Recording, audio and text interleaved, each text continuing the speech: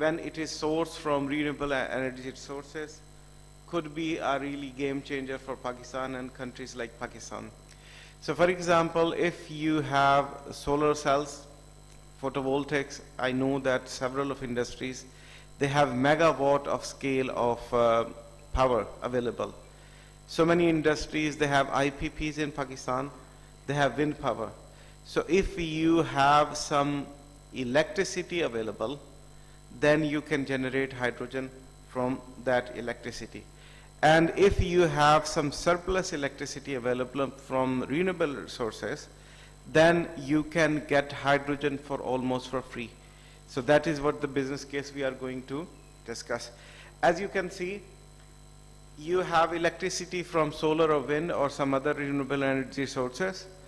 Then you split water to produce hydrogen and oxygen, and then you use that hydrogen just like any fuel. If whether it is methane or diesel or gasoline, you combust hydrogen and produce steam, and you produce hot water from there. However, there are several challenges. As of now, I do not know any single industry in Pakistan that who has explored this alternative measure for heating purposes. So there are many challenges, including regulatory challenges. We don't really have any regulatory framework for hydrogen implementation in our industry. Finances is a big thing, and as well as sometimes, safety becomes a big problem. So what we want to suggest over here, especially for academics and also industries, that if you start looking into exploration of this energy vector, it could be really useful. So there could be many, many incentives in terms of CO2 emissions, in terms of several other parameters. So we have designed a system for 1 ton of steam using the electrolyzer. So we think that if you have about 1.5 megawatt of electrolyzer, you can produce more than 1 ton of steam for the boilers. And that could be really the game changing for the industry. In terms of capex, it is quite expensive, and in terms of opex, it is expensive as well. But when we compare it with coal-based boiler systems, so you can see that the capex and opex for coal-based systems are quite low. But the other thing, what we get from the coal-based boiler systems is that it is a CO2 emissions. We really don't want to be in that situation that we have lots of CO2 emissions. So these are several numbers, I will go through quickly because of the time. But if you are interested to explore more in the Pakistani context, we will be very happy to help. Then we have done the techno-economic analysis. If you have methane, for example, and if you're running your boilers and steam processing using the methane-based systems, then the OPEX and CAPEX are a little bit more compared to the coal systems. What if you have biomass, for example? So these are the numbers for that. So what we are trying to do is that whatever is being used in industry, whether it is biomass, methane, or coal, we are trying to compare make a techno-economic analysis in terms of hydrogen availability. So these are some of the hydrogen versus conventional fuels. You can see that methane is a little bit expensive than coal, and biomass it's already quite in the middle. But hydrogen, for example, if you look, that is very, very expensive. So hydrogen is expensive because of the capex and opex as well. So if you look at this graph, you can see that if you have hydrogen, what is the annual fuel consumption and CO2 emissions? Green is hydrogen, and as you can see that there is no red. So if you have hydrogen as your fuel, you don't have any CO2 emissions. But if you look at coal and wood, they are the biggest emitters for any steam or boiler operations. Then this is the annual fuel required versus annual cost of fuel. Green is hydrogen. You can see that it is quite expensive compared to coal and wood and methane. And there are some other scenarios. If you compare the capex and opex of hydrogen with coal, methane, and biomass, still you can see in green that hydrogen is very, very expensive. I'm trying to make a case that initially the hydrogen is very, very expensive compared to the other resources. But if you look at the total system cost, for 1 ton of steam boiler, for 1.5 megawatt of electrolyzer, you need about £1 million to run the whole system. Compared to coal, which is quite cheaper, methane is a little bit expensive than wood. Right, so these are some of the environmental impacts and sustainability. You know, if we want to flourish as industry and if we want to flourish as a country, we not only have to look for the cost and the economic analysis, we definitely have to go for the carbon dioxide emissions and emissions which are impacting the society overall. In that respect, if you look at it, hydrogen is the fuel which will be very much required compared to coal or methane or biomass. So, two things. One is the cost. The other thing is the CO2 emissions. Cost will always be higher for hydrogen, but CO2 emissions will be almost zero for hydrogen. So this is the hydrogen integration boiler system with subsidy. You know, we may base this study on Indian market because, you know, Indian market is a big market for process industry, and Indian government is spending a lot of money, investing a lot of money for hydrogen-based systems.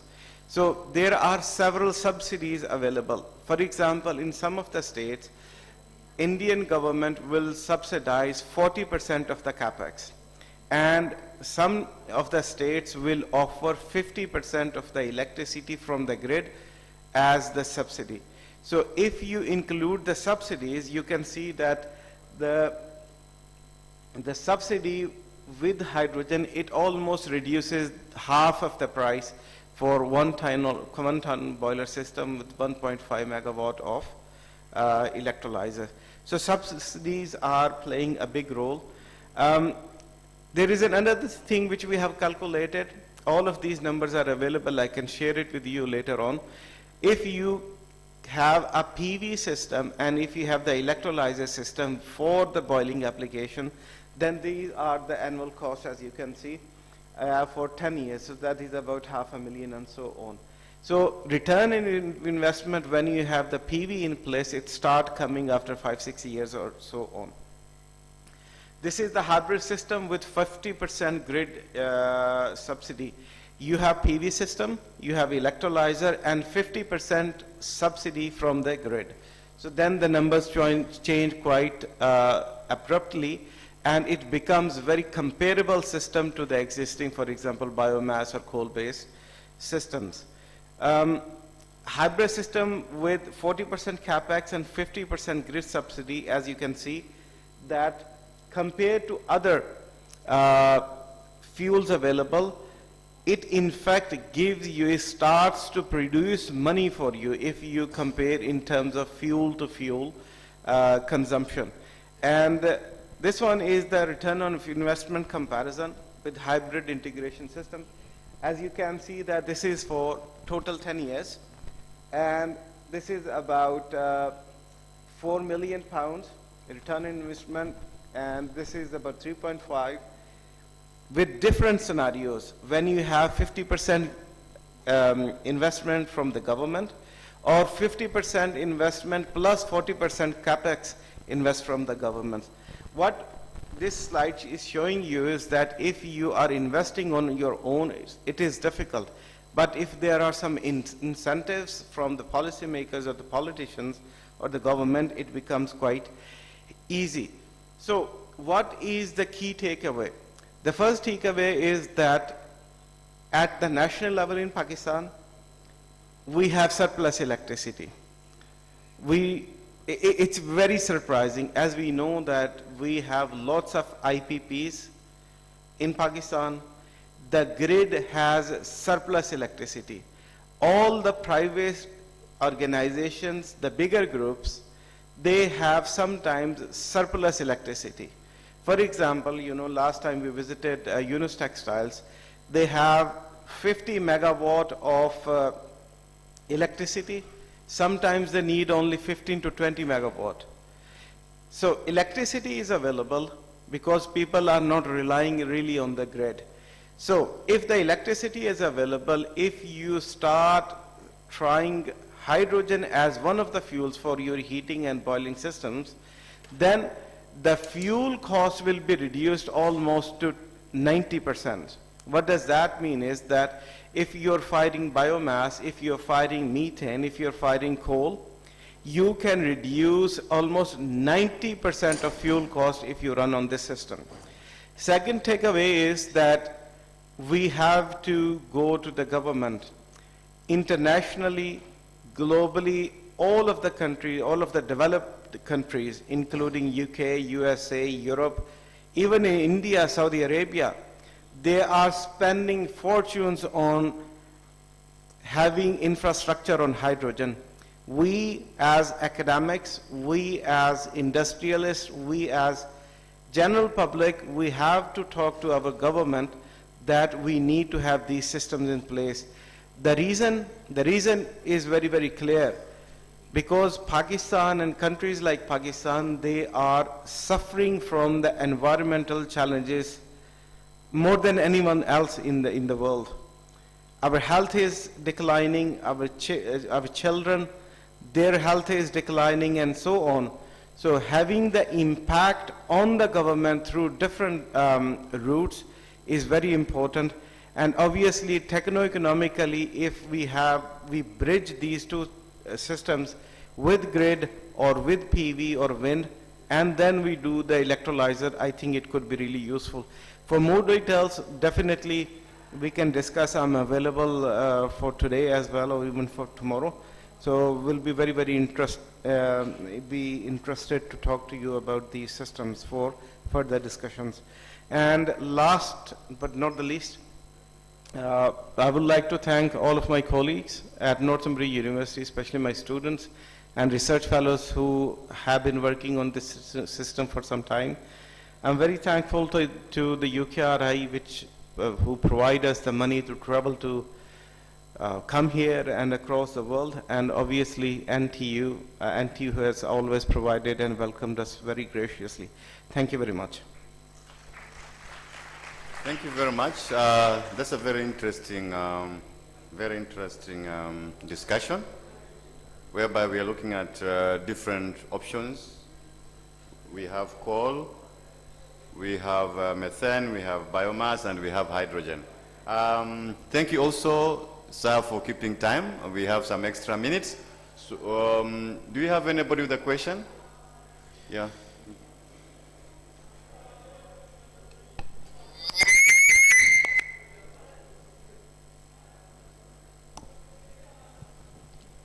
Assalamu alaikum.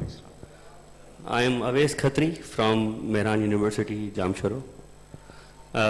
Mashallah, you have presented a very detailed data on financial aspect of the hydrogen gas. But in your initial slide, you have already mentioned that there are challenges, and financial challenge, of course, is the biggest challenge. Yes. But there is a parallel challenge, that is the safety. Yes. And the related regulations. So your presentation was a lot concentrated on the financial challenges. Yes. And you have concluded in that aspect, but I'm interested to know more about the safety challenges, specifically for the two things related to hydrogen.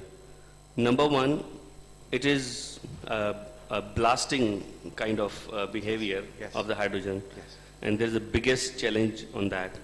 And number second is inhaling hydrogen in breathing. So can you please, we don't have data right now, of course, yeah, but can you give us a direction, how can we take that challenge with us and how cope with that? And of course, if we do that, related regulations can also be formed by governments. Thank you very much. This is very interesting. I focus on techno-economic analysis, The reason that we have been in discussions with the industry, and many times when you go to industry, they are more focused on the business case in terms of technical viability and financial feasibility. So, but safety of hydrogen is very, very important aspect. But I can give you a context that in the developing or developed world, for example, in the UK, hydrogen is already been implemented. So what does that mean is that the safety systems are in place. So there are three types of safety systems when you have a hydrogen system. One is the personal safety. You have some personal safety sensors you wear on jacket, and you know that what is the ppm levels of hydrogen available. And there is LEL levels, which from 4% of hydrogen to about 70% of hydrogen, if that is in the air, it is flammable. It is very, very highly flammable. So the safety from that perspective is already in the market. It is commercialized. Second part of safety is that you have systems which catch the flame. They are IR based systems. If there is any hydrogen flame, the IR, infrared based systems, they will catch that there is some sort of fire from hydrogen. The third layer for safety is that you have some ultrasonic based sensors. So let's say recently, last couple of weeks ago, I was in Paris, which has the biggest hydrogen show for different products. So for example, for ultrasonic based sensors, it can cover about 100 meters of distance. What it does is that it gets the frequencies at which the hydrogen will be leaking from somewhere. So, you know, and for example, it is like this, and you're getting that if there is any hydrogen leakage as well. So what does that mean is that industry, in hydrogen industry, has already worked on the safety systems.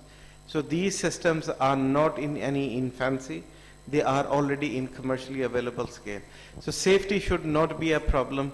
Yes, I mean, when the batteries came, people were very, very afraid that lithium can catch fire. But as you can see that, especially if you go to UK, USA, you see Teslas and so many other cars running on the roads.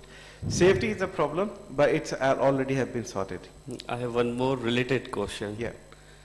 You have elaborated very well about the safety systems and the layers that are available commercially. Yes. And so your financial values you presented in your presentation, do these values include those costs?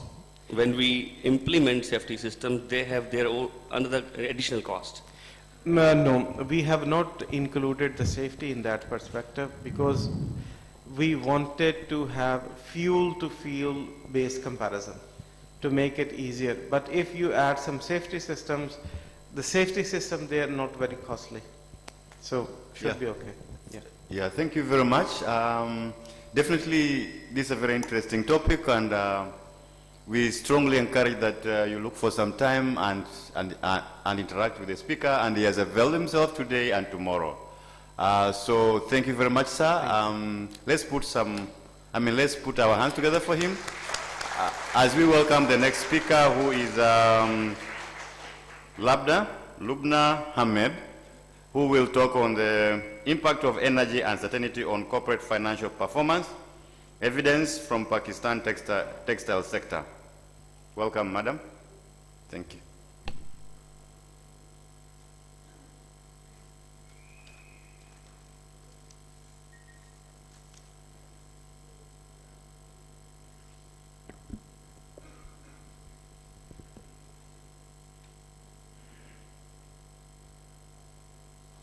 Good morning, everyone. It is a pleasure to be here today at the 4th International Conference on Knowledge-Based Textile.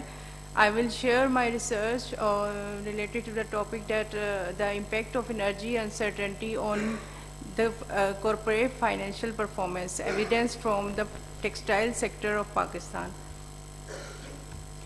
When we see the background, as the textile sector is a major contributor to the Pakistan's economy, as it contributes to the GDP of up to 8.5%, and almost about 60% of the country's exports are based on the textile products, and secondly, it comprises of at least 46% of total manufacturing sector of Pakistan.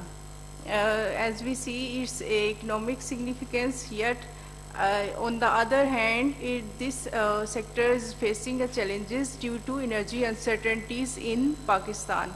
Where we have seen that the energy tariffs are increasing highly in recent years, and when we compare these with the other regional countries like India, China and Vietnam, we see that it is higher than the other countries, so making it less cost effective as per their competitors. Similarly, energy, power outage and blackouts and policy uncertainties and the contract negotiations are also creating disturbance for the manufacturing sector, especially the textile. These factors make the cost structure unpredictable for the firms and making the long-term planning difficult for them. The basic research objective for this study was to investigate the relationship between energy uncertainties and the performance of Pakistan textile companies that will be measured through return on assets and earning before interest and taxes. On the other side, energy uncertainties is measured through the energy uncertainty index, and secondly, the research objective was to assess the role of energy policies changes, tariff subsidies and renewable energy policies in influencing the investment decision within the textile industries. Finally, then in the last, we will provide the policy recommendations for stabilizing the energy policies and reducing financial risk for textile firms in Pakistan. Basically, when we see, we have, as I have already told you, that the performance of the firms are measured through return on assets to measure their efficiency, and earning before interest and taxes to see their profitability. Our research suggests that unpredictable energy costs and policies changes create financial distress for the firms and limit their abilities to assess and to engage them in the long-term investments and sustain long-term growth.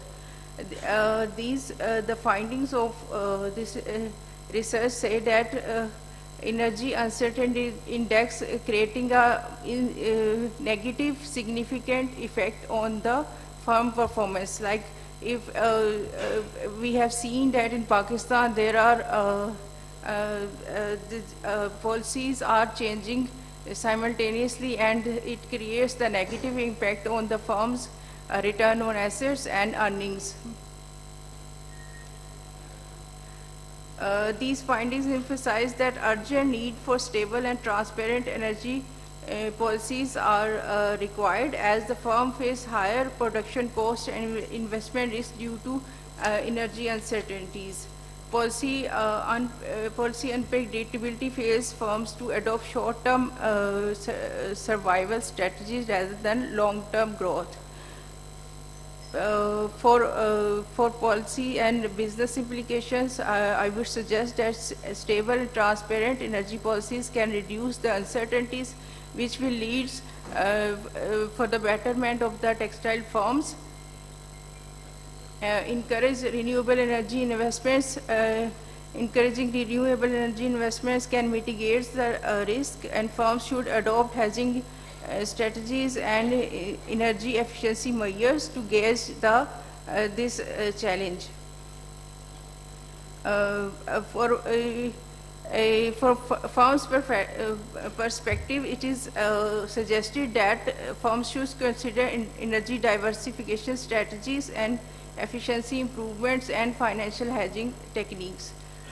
For future research, it is suggested to explore the impact on other industries as well, and the evaluating alternative energy policies and its effects. Thank you very much. This is all from my side. Thank you very much. Thank you very much for sharing with us that we have looked into the policy of energy, energy efficiency, and the possibility of trying to, let's say, diversify so that a firm can remain competitive. As we know, energy is the prime mover. It is what does most of the work for us. Thank you very much. I will give maybe time for one question, if you don't mind. Somebody with a question? Anybody with a question? Okay, there's a hand there. According to the figures we had on the screen, the energy is very expensive in Pakistan compared to the other countries. Why is that? It's almost double the price. Sir, it's basically because of the policies that we have taken the contracts from independent power providers on the expensive. We have done the expensive contracts with them. So on overall in Pakistan, the energy cost is higher than the other.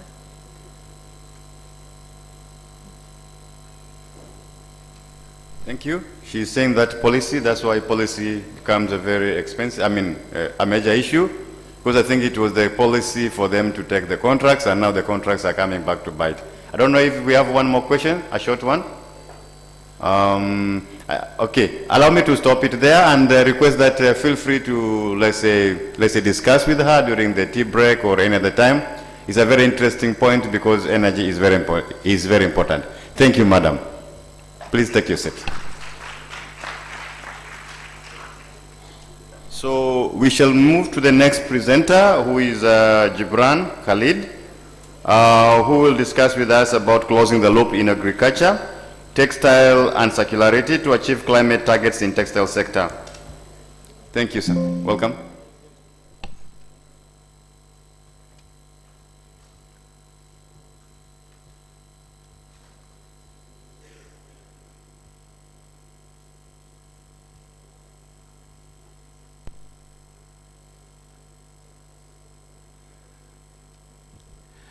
Assalamu alaikum everyone, and a very good morning, rather a very pleasant good morning to you all. So today I'll be talking about closing the loop in agriculture, textile sector in order to achieve the environmental goal and closing the circularity loop in both of these sectors. My name is Dr. Gibran Khalid. I am an Associate Professor and Project Manager at Northumbria University, Newcastle. As Dr. Shahid earlier mentioned, we are the biggest delegate and we traveled on our own expense. The reason for saying this is because we love NTU. NTU is like a home to us, and the welcome that we get from NTU, we can't really forget that. Even if they don't invite us, we'll just come. So talking about the circular economy, I mean, we have been talking a lot about a circular economy, so I'm not going to bore you guys with what is a circular economy. It's basically a circle, and we put economy into it to make it a circular economy. So that's pretty much it regarding the circular economy. But briefly speaking, in circular economy, what we do is we go for cleaner production. When I say cleaner production, like Shahid mentioned, we try to reduce the carbon footprints, we try to utilize the greener fuels, renewable fuels that emit less and less carbon dioxide so that the production is on the greener side. Now, when we use green fuel, the product that we achieve are generally greener. I'm not saying they're green in color. I'm saying that they are energy efficient product with less carbon footprint.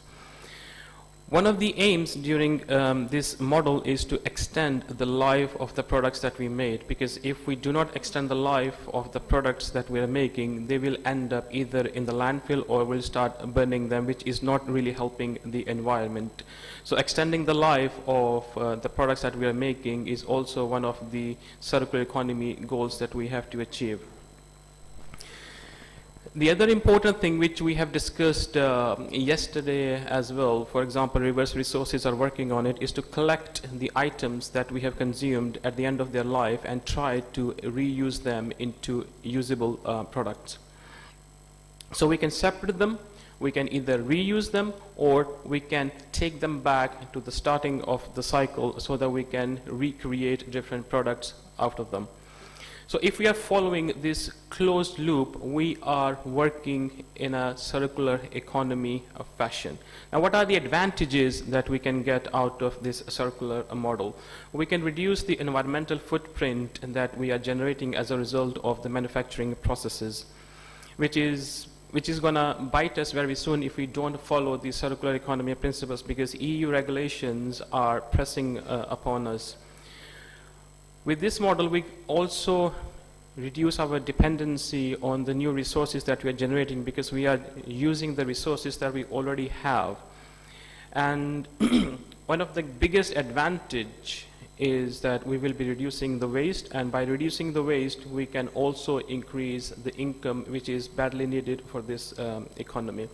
So what are the overall environmental goals, specifically in the textile sector? So just to give a brief overview of the textile sector, I mean, you guys are more aware of these than I am. So typically we produce around 100 billion tons of garments every year, in which out of 92 million ton goes to the waste. So that's a lot and a lot of waste that we are producing. Now, during the production of textiles, we also use quite a lot of plastics within our textiles, and these plastics, they end up in our waterways, they end up in landfill, contaminating our land and also contaminating our water, so which is not really a sustainable solution for it. So, talking about carbon emissions, in Pakistan, textile industry is one of the biggest contributor to the carbon emissions. So, to investigate the energy efficiency of the textile sector is also a very, very big challenge for us. We also generate quite a lot of waste every year. We are talking around 92 million tons of waste that we textile industry generate every year. So international organizations and governments are basically looking to improve the energy efficiency of the textile sector. So they are basically working in 3 domains. The first one is on the infrastructure development, and also they are working on changing the consumption habits of the consumer. And lastly, they are also working on infrastructural development in the textile sector. So I will be focusing on this very area so that we can actually progress and make our textile sector greener. So looking at the textile value chain, we have a lot of stakeholders, starting from the farmers, then we have got weavers, then we have got the consumers, and then we have got the waste collector. So in this value chain, sorry, for some reason the slides aren't working properly. This happens every time. So most of the times we focus on end of life, and we are not really focusing on the initial end of the textile value chain, where the farmers come in handy. So we will be looking at the initial stage of the textile value chain. So if we look at the carbon footprint, so we are using a lot of water, we are using a lot of land, and also the worker safety is an issue when we are looking at the initial stage of the textile sector. Now, we produce quite a lot of textile waste every year. And the question is, where does this agricultural waste, where does this all go? We dump it in a landfill, or we start burning it, and what we do is we break tons and tons of records. So smoke is a really big challenge these days. As Shahid has also mentioned, that during the harvesting season, what we do is we start burning the crops, and because of the season, all the smoke particles, they are integrated within the smoke, and that results in a smoke that is very unhealthy. Now, looking at the production of the agricultural waste, we produce quite a lot of agricultural waste every year. So if we talk specifically about the cotton, we produce around 20 million tons of cotton waste every year. Now we have to do something about it. So the first thing that we can do regarding the agricultural waste is the process called as pyrogasification. Now, what is a pyrogasification process? So in pyrogasification, what we do is we heat up the biomass. In this particular case, we're talking about the agricultural waste. We heat it up at around 500 degrees Celsius to create a mixture of solid and gas. Then we take the gases out, we heat it up under limited supply of oxygen in order to generate a synthetic gas that consists of methane, carbon monoxide, and hydrogen. And the leftover items that we have is called as digestate, which is very rich in nitrogen that can be used as a synthetic fertilizer. Now, when we look at the main impacts of these pyrogasification processes in our textile industry, we have a lot of potential to integrate pyrogasification into the textile industry. For example, it can be used in dyeing sector, it can be used in the boiler sector, and we can also reduce the carbon footprint of our textile industry by using the gasification technology. So I'm not sure what's happening with my presentation, but looks like this is not the presentation that I made last time, but looks like it's all over the place here. So this happens all the time. So the bio-waste composition, so over here what I'm trying to tell you is that typically in a year we produce around 36 million tons of organic waste. And 70% of organic waste is produced in the urban areas of the country. And the composition is around 60% is food waste, with 25% of the agricultural waste, which is where we are focusing at the moment. Now, when we look at the potential of this energy, so we can generate around 2,500 megawatts of energy. I'm talking specifically about electricity by using this technology. And we can also generate methane gas from this very process. So now, if we talk about efficiency, the efficiency of pyrogasification is around 60 to 70%. Now that depends entirely upon the feedstock that we have available within ourselves. So if we have a dry feedstock, the efficiency can be a bit higher compared to when we have a wet feedstock. So when we talk about the efficiency, I'm talking about the energy input that we use in order to heat up our agricultural waste up to a certain temperature, and then the energy output that we are getting, which is in the form of biochar, in the form of gas, or in the form of electricity. So what is the takeaway message from this talk? The world is changing, and we have to change again. We have to adopt the circular economy model in order to compete with the growing demand of a textile industry. So there are opportunities available, as I've mentioned, that not only towards the end of the life cycle of textile, we have opportunities at the starting cycle of the textile value chain where the farmers come in handy. Now, how can we help you guys? So we've got energy and renewable energy projects available. So like, for example, Shahid mentioned regarding hydrogen technology, we've got biogasification technology, so we can help you in order to achieve the carbon footprints that is required by international laws these days. We can also help you with improving the economic policies and developing the good governance for the textile industry. And also, we can help the farmers by returning the nutrients. For example, as I mentioned during biogasification, one of the byproducts is nitrogen-rich fertilizers. So that can be sold or given to the farmers in order to enhance the crop productivity. And we can also help you to generate funding, as we are running various projects with National Textile University, internationally funded. So we can also help you guys in order to attract international funding if you guys are willing to work with us.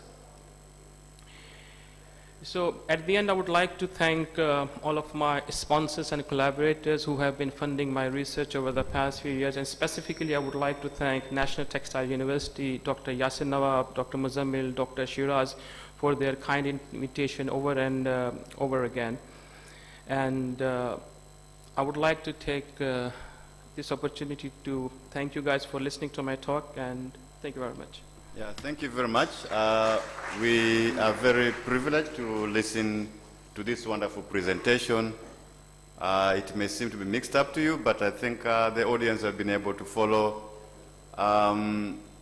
Definitely this presentation is very, very interesting, and although we passed time a bit, I want to allow for one question, just one. If there's anybody, there's somebody there. Just, I mean, there's somebody at the back. Please give him the mic. There's somebody at the back.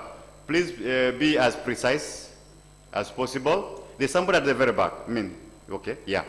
Please be as precise as possible so that we can, let's say, wrap up and then go to the next speaker. Thank you. Hello, good morning, Dr. Morning. Gibran. This was a very nice presentation. I am Palvasha from Interlu. So I have this question, what is the impact of circular economy on the developing countries and underdeveloped countries? Because when we talk about waste, where it is coming from? Is it coming more from the developed countries or the underdeveloped countries? And who is, facing the impact of that waste? And if you talk about my country, Pakistan, so what kind of impact it is going to have on the job market and the scalability of the products? And what kind of future do you see in Pakistan of circularity in general?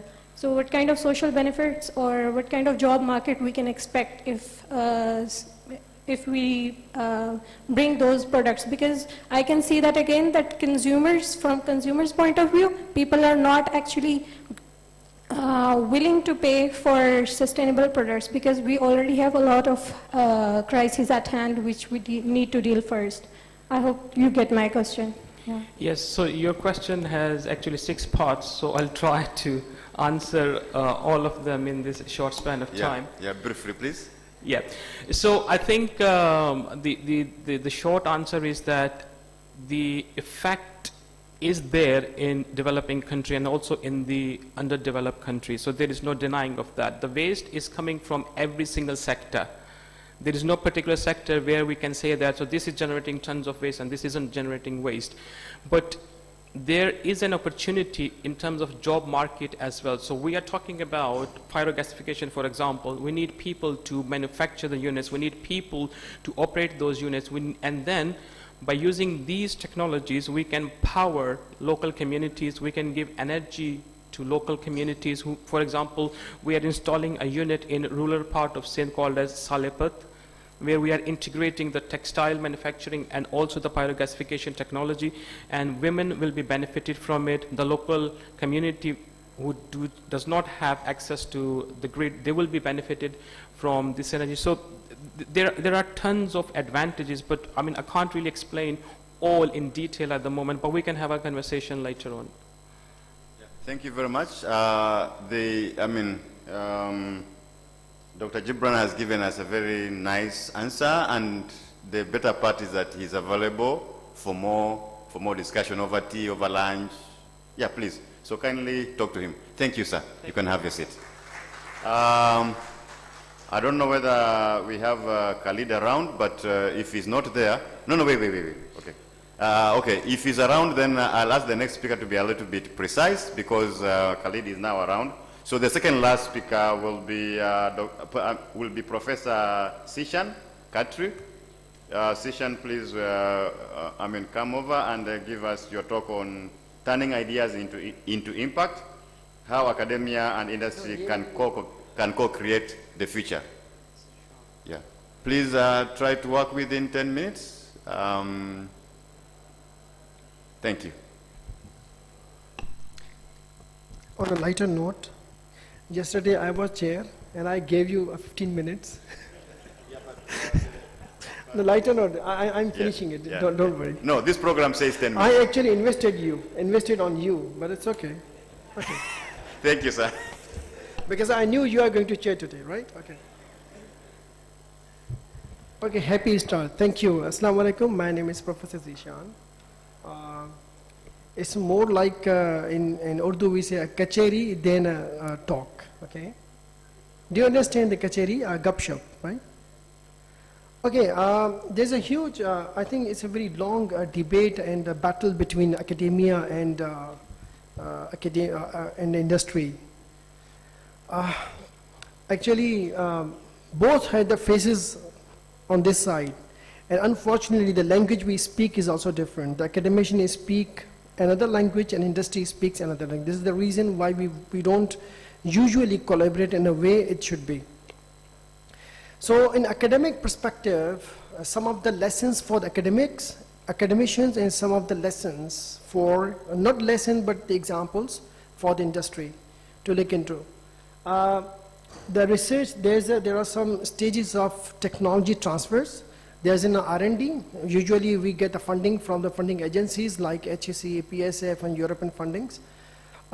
We develop some products. Most of the professors or academic researcher, he thinks that he has done a very good job. He has developed the product, but in the industrial or business perspective, this is not a product. He or she has done just 20% of the work, but the rest of the 80% has to put a lot of effort by the business or industry. Another thing is the second stage is the intellectual property. If you have really invented something, technology or the product, that should have a IP, whether it's a patent, copyright or trademark. That trademark can be directly sold to the industry or maybe you can license for the limited or exclusive. Then the marketing and licensing. Usually this is not the job for the professors. This task is usually taken by the industry. So you have to very much clear about the market, whatever the product you have developed, whether it has a market or not. In the next slide, I will be showing what exactly marketing mean it. And then the commercializing comes in. The commercialization, yes, professors do indulge him or herself in the commercialization. I have some examples I will show you. But if you think you are not capable of commercializing your product, then you better consult or contact the industry which is capable of commercializing your product. Another thing is the professors usually are not aware of the understanding of the market. There are three segments. You know, the whole world is not marketing. For example, you are making a water filter. So water filters everywhere is needed. So the whole world is not market. For example, in this university, someone is developing a water filter, he or she has to start from the university, from the hostels, from the neighbor. So this is the serviceable, obtainable market, which is SOM. And then the bigger market is a SAM, which is a serviceable access market. For example, you go for within Pakistan, and then is a term you must have a total addressable market. So these should be has some values, and you should calculate. Then you pitch your product to the industry.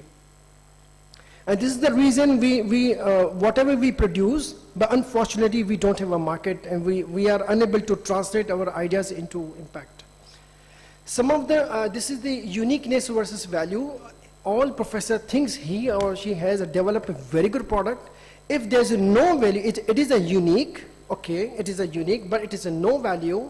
Value means in terms of, for example, the Apple I have shown, it is a very unique product, but it has a lots of value, right? He is earning money. then it is like a uniqueness versus value. If there is some professor, he has a unique, but there is no value, he's a joker, not more than that. Because the technology he is developing is just showcasing, but if the people are not taking benefit of it, is no use. And now comes the risk factor. And the big problem from the industry, they don't share the risk, and they don't share, and even the professor don't share the risk, financial risk especially. The reason is we get the funding from HEC, for example, 100 million. And what are the risks? If there is an outcome, it's okay. If there's no outcome, no problem. So all money on funding go into the vein. I think there should be some, the policy or system. If there's a principal investigator, he has to put his own money, about 10% or 5% or whatever. You will see the outcome will be very good, whatever the funding is. And the financial risk, for example, industry is asking for the innovative product, or industry is expecting from university to produce innovative products. But they need a ready-made products. So we are very sorry, this is not possible. If you want to innovative product from the university or from academia, you have to invest, you have to put in some funding, and you have to be patient for the results. So now I have a 3 distinctive product. This is our journey. There was such a huge debate in Pakistan about the banana fiber. Everyone was running after. We were receiving the calls. So we ventured it, and we invested about 1.2 million, me and one of my colleagues. And we invested, and we installed 2 machines and solar panels, everything. But we came to know only 2% of the fibers can be out of the waste. The rest of the 98% is still the waste. Right? And the 2% of the banana fiber, and this is my own, I have the data and I can share you. So the 2% of the fiber, when I washed it and scoured and bleached and everything, then the rest of the 50% went gone into the waste again. And we are also using the tremendous chemicals and energy into it. So thing is, in the hand, I just got just 1% of the fiber. So I don't know how it is going to work. But since we didn't get any funding from the industry or from the government, it was my own money, so I had a pain. I was just watching at the machines and what to do. So accidentally, we developed banana leather. Some of the chemicals are, spilled on the material, and we felt it just looked like leather. And we started, the working on, and thanks God, we have developed different variety of products, but we didn't launch the brand. So luckily today, you might be knowing ECS is a ladies brand. So we have given an exclusive material to them. We simply develop banana leather sheets, and we sell them. And you can see this is one of the industrial partner is once again a win-win. So whole capacity, and the industry, the small unit is installed in Mehran University. This was the one example, right? Another is that you can see here the density, since we belong from textiles. In 2022, there was a huge flood incident. So there was too many people around the university. They were sleeping in open the sky because they were full of victims. So people were calling us, you people are from textile, don't you develop some tents? I said, we are the professors, we are teachers, we are not from business. So at that time, we were receiving too many calls, and one tent was sold about 40,000 rupees. And there were some NGOs, they were calling that we need 100 tents, and that means to hell of the money we have to put in. So one of my colleagues, Mr. Dr. Farooq, and we said, I think, look, it is it seems a liability. It's not a business, but I think we have to provide something. Then we went to Karachi, and in Mundia industry, we want to prepare some shelter. So I designed some, these tents, and I asked them to laminate and fire retardant finish and everything. So within a week they developed, and in Hyderabad we went to some garment industry. They were stitching shirts. So I requested, please, we are in emergency, we have to stitch the tents. So they said we need some assemblies on existing machines to put in so that we can stitch the tents. These tents are not comparable to the real tents, right? The properties, but at least this is the shelter. So this is the camera we have within, this was the R&D within 20 or 25 days, and we sold thousands of tents from the university. All cargo was going from the university, and we were very happy to see people are now living in these tents. And then this was one of the examples that we have to look into. We didn't earn money, it was a no profit, no loss. Since I belong from the nanotechnology and we developed nanofibers, we were looking for in 2015 for the nanofiber face mask to put in the market, looking for the Saudi Arabia market. But fortunately or unfortunately, COVID came and hamari chandi chamak gayi, in other words. Lots of people, but chandi chamak gayi paise kamane se nahi, lekin but we received the market, such a huge market. We developed the brand NanoClo, and this mask is also available in the market. You know, it is a Pakistani thought that why not the face mask should be multiple usage and multiple and washable.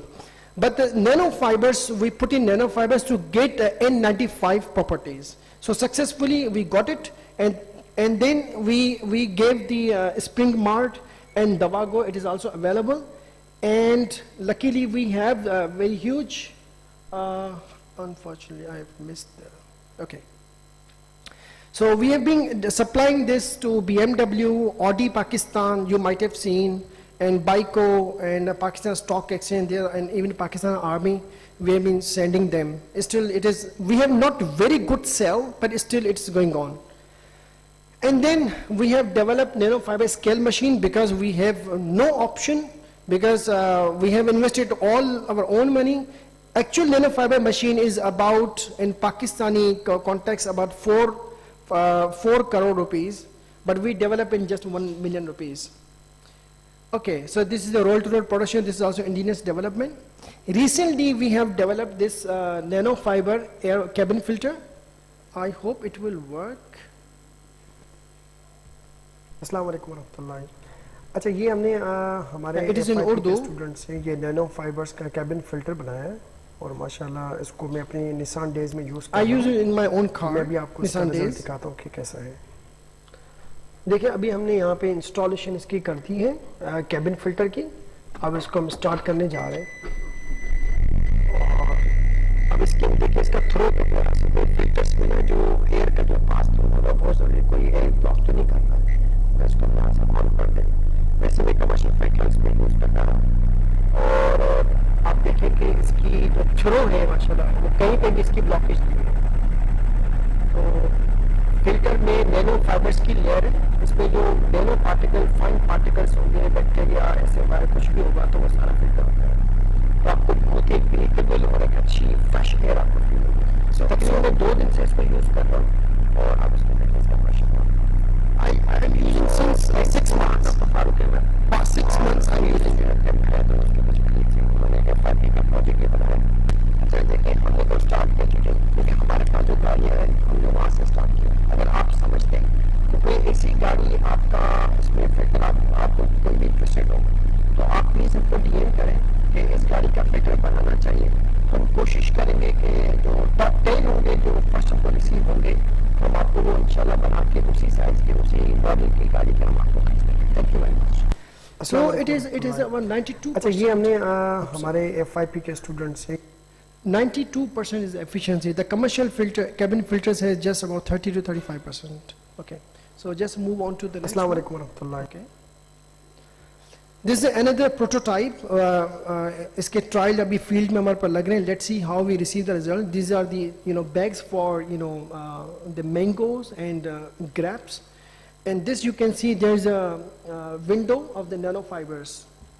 So I think we are the 2 people, and the good thing is we haven't received any single penny from the government. And we are very thankful to the Mehran University that they are allowing us to do this, since they are also have an equity partner in the university, in our company. So we have 2 companies, one is the NanoClo and another is the Banana Leather. So do's and don'ts, this is just last slide. Do's and don'ts for the academician, for the especially, whatever you select in the research, you should think the raw material should be available within Pakistan, or even you are importing it, you please check out the legislation of those chemicals, no ban items. And product scalability is very important. If whatever you are developing is, if there is no scalability, please don't venture into that. And the scaling capability is something else. If you are not capable, then please contact some industrial partner who is capable of scaling it, right? For example, if you are making a solution of 1 liter solution in laboratory, making is very easy. Now, if I ask you, the same solution, make it for 1 ton, I think the professor cannot make it 1 ton, right? So the scaling capability is very important. And the agility is also important. Think of the faster. If you are taking too much time, the time will go. And sense of urgency should be. The costing factor, you should be a very economical, sound, the things, the costing and capex and opex, lots of things you have to keep in mind and you have to learn. And then shelf life, if you are making it, it's not a bakery cake that freshly you bake and you will sell it. No, you are developing a product, it should have some shelf life. And also the science of packaging is also very important, okay? And this is the last slide. So I suggest, this is my recommendation, please be a part of risk factor, financial risk on the both sides, from the academics and from the industry, and build an MVP, minimal viable product. The product that you are building in the laboratory is not MVP. MVP means you have some examples, set examples of selling and buying. You should have some repeated customers as well. Long-term investment in innovation from industry is expected. And win-win academia and industry, of course, there are some financial win-win. What are the outcomes? There should be a win-win. Do give a part to the university as well.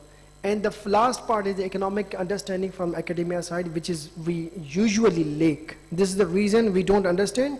We use too much expensive, and sometimes we see, I'm using this chemical because its efficiency is 99%. So I suggest don't go for the expensive one. If you are getting 80% efficiency, go for the cheaper one. So thank you very much. It's not about the earning the money, but the happiness when you see your products are seen into people's life. Thank you very much. Thank you very much. Yes, you've done a very good job. For me, I got 0.5%. You got 1%. So for that, I gave you the extra 5 minutes because you have done far much more than that. Yeah. So yeah. So for the banana fiber. Yeah, investment works. Yeah. Thank you. Yeah. So don't worry. Sorry if I rushed you, but you used your 15 minutes. Yeah. Sorry if my telling you 10 minutes made you to rush a bit. Maybe just very brief question. Very brief. Yeah. Yeah. Hello, I'm Hassan from Interloop. Just a short question. All the things you explained very well. This is a bit a practical approach. My question, I hope. I feel I'm on a Zoom meeting. I cannot spot you. Sorry? Where is the person who's asking the question? I'm here. I'm sorry. Yes. Are you working on the syllabus things in the academia? I mean, the syllabus in academia I studied isn't correlate with the industry practices, the current practices. Is there any work done in the academia that the syllabus is converted as per industry practices? So why do you think it is not relevant? The question is, I think everyone, it's not just like, because the development of the curriculum development is a process. We have an industrial advisory board. We receive the recommendation from the industrial members, and those recommendations we put in board of studies, and then board of studies recommend to the academic council or board of faculty, and then we develop. So I think, yes, it is every 2 years we repeat, or we get the feedback from the industry as well. Yes, this is, you got my point? Yeah, I got your point. Actually, the industry is there, the practices are latest. I'm from Interloop and I studied NTU. There is a gap. I feel a gap. I want to just clear the gap. The academia must clear that gap. Thank you very much. Thank you very much. We are very glad that the industry is here, and we encourage this very healthy discussion.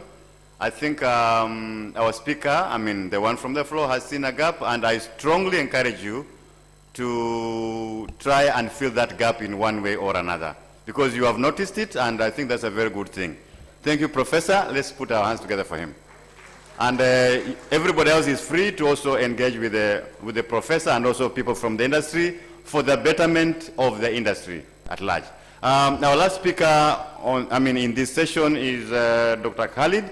Please, Dr. Khalid, come over, and your topic will be industrial energy efficiency through AI. Yes?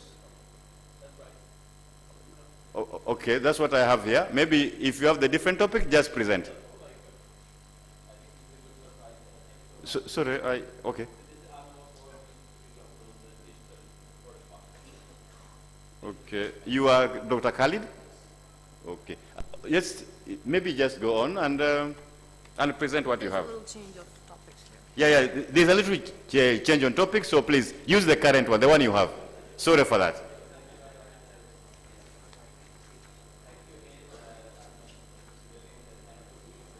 Yes, digital product passport. Yeah, there was a little change and okay. Please. Yeah, sorry for that. Okay, perfect. First of all, thank you everybody. My name is Khalid Mahmood with a bit of background. I really enjoyed the talk from Gibran because he was talking my language. I'm from a culture which has deep culture, is called agriculture. So Pakistan's culture is much more dominated by agriculture, which is like more than 50% of our rural areas. We live in rural areas. Pakistan population is in that area. And cotton is very close to my heart, so this is where my talk will not be that fancy compared to what my professors have presented before. And I really enjoyed the talk from Professor Zishan as well. Thank you, Dr. Zishan. So where I'm coming from, I have one only slide that will give you a bit of excitement. Other stuff is more like where we are, what we're going to give us to our nation, to our next generations. Are we going to give them tall houses or bungalows? Are we going to give them a life they can enjoy the clean air, clean water, and better health? So this is a choice. I was just hearing somebody from Interloop as well. So now we are just going through a really difficult time. We can blame this is wars, we can blame this is maybe a next kind of a challenge that we're facing. But at the same time, we have a new generation. We call them Gen Zs, maybe they are now getting old, they are coming to the next one. So the problem that we are facing is how do we make a business which is much more sustainable?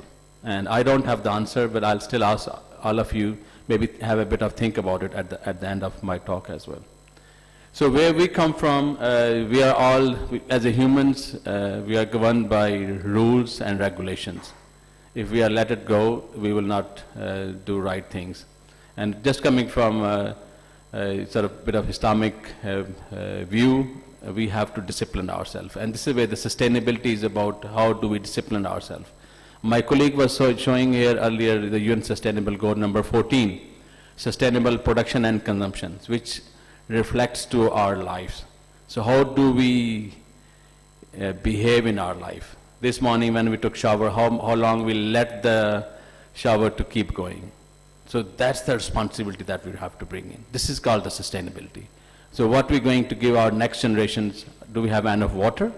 It's a blessing that last night we have rain here in Faisalabad. The last 5 months there was no rain in Pakistan. There was a panic. So there was areas in Pakistan which have been alarms issued. So in that situation, when something is coming from a regulation, it's going to help us to sort of keep us going. This is where the digital product passport is. It's like passport which gives my nationality, where I come from. This is exactly, in the easiest term, is how the thing which I'm wearing, the thing I'm wearing in my foot, the thing I'm putting on myself, and the stuff which I'm eating on my plate. So where is it coming from? So what is the provenance of that product?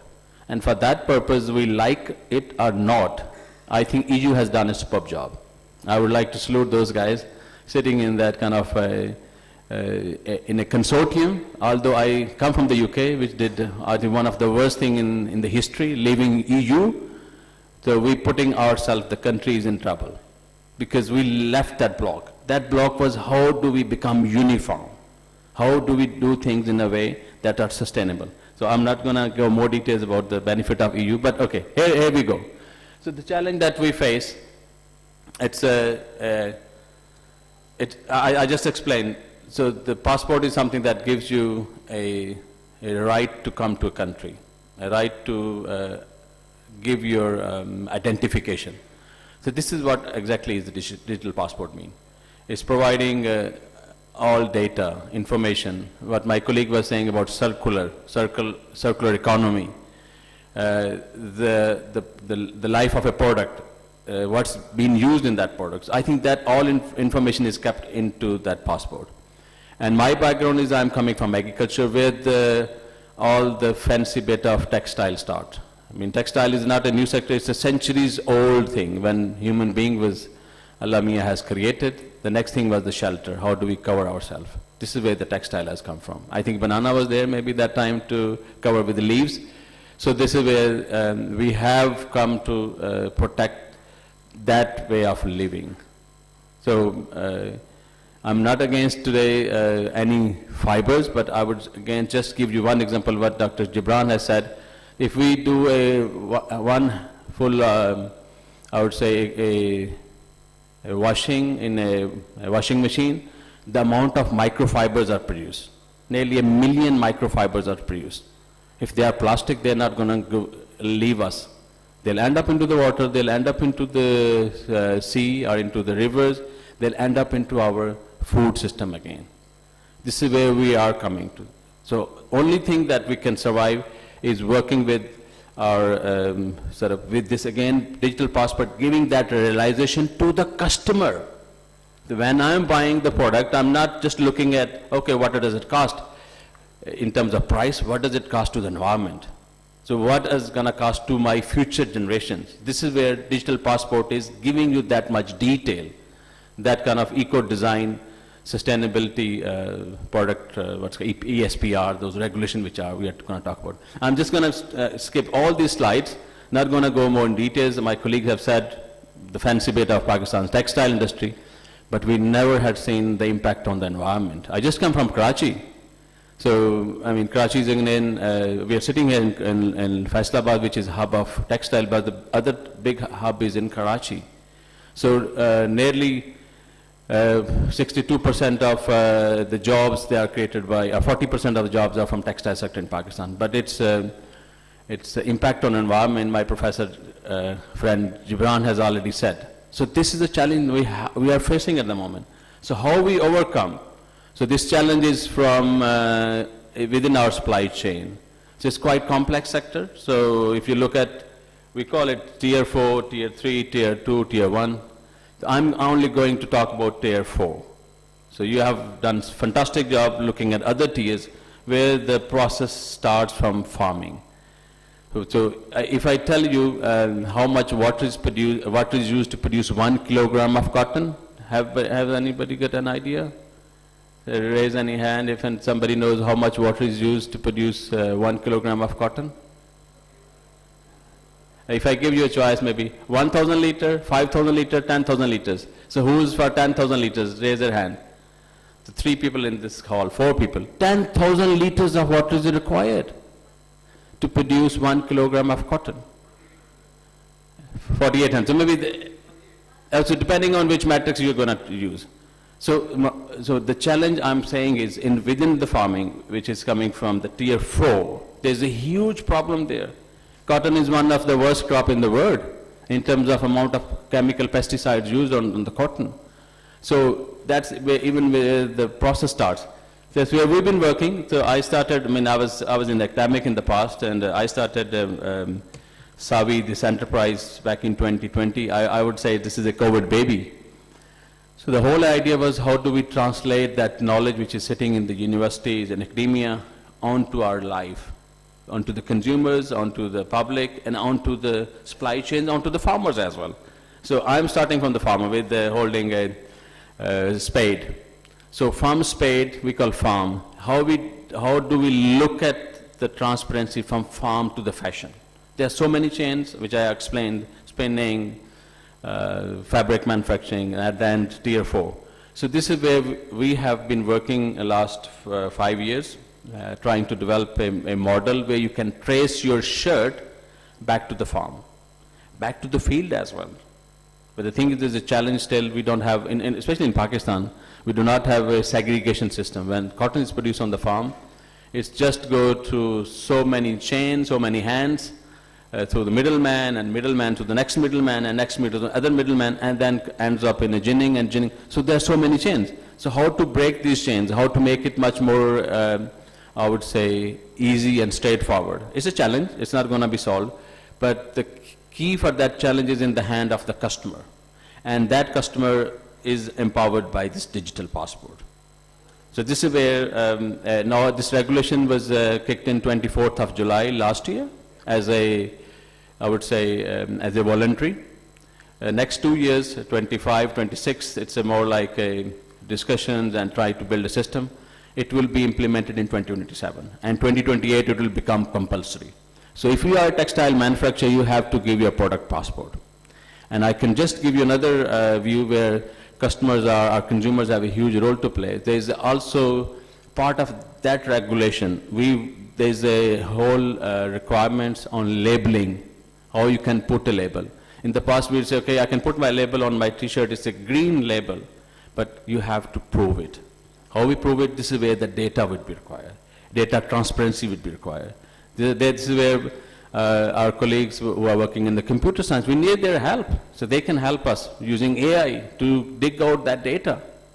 And this is where Savi been working to develop some kind of a metrics. I would say we're still at MVP. So we're doing some work now with some textile partners in Pakistan. But this is where the future would be.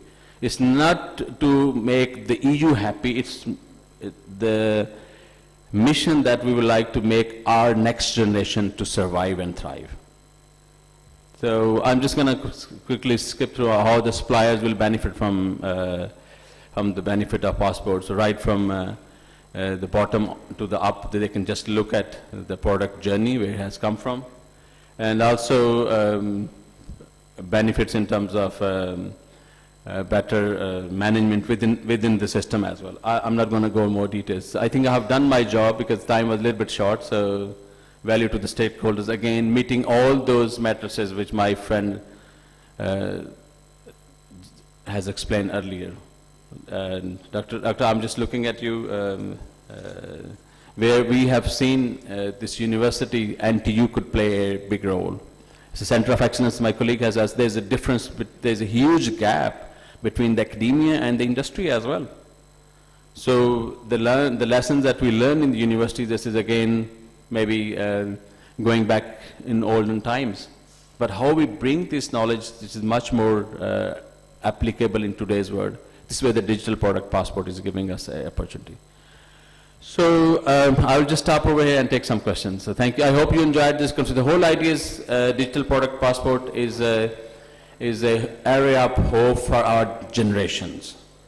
So when we talk about generations, our children, so are we going to give them clear, clean water, clean air, and are we going to produce a product which will degrade in soil? When I was listening to Dr. Gibran, I was just looking, he mentioned the word biochar. I love to see if we can make biochar out of clothes. Then we feed back to our plants as well. That's a challenge that we are, again, facing at the moment. Thank you again. Thanks so much. Thank you very much, Dr. Khalid. Thanks again for that wonderful talk. Maybe you can take one question so that we appear to be fair. Okay. If we don't, you will say that you're the only one whom I never allowed. Yeah, it's okay. Thank you very much. Just one question. Yes, it'll be briefing. Allow me to veto.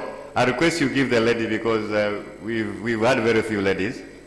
So maybe we will give the lady to ask. The others, you can please give the mic to the lady. Sorry for that. I mean, we have to be gender sensitive.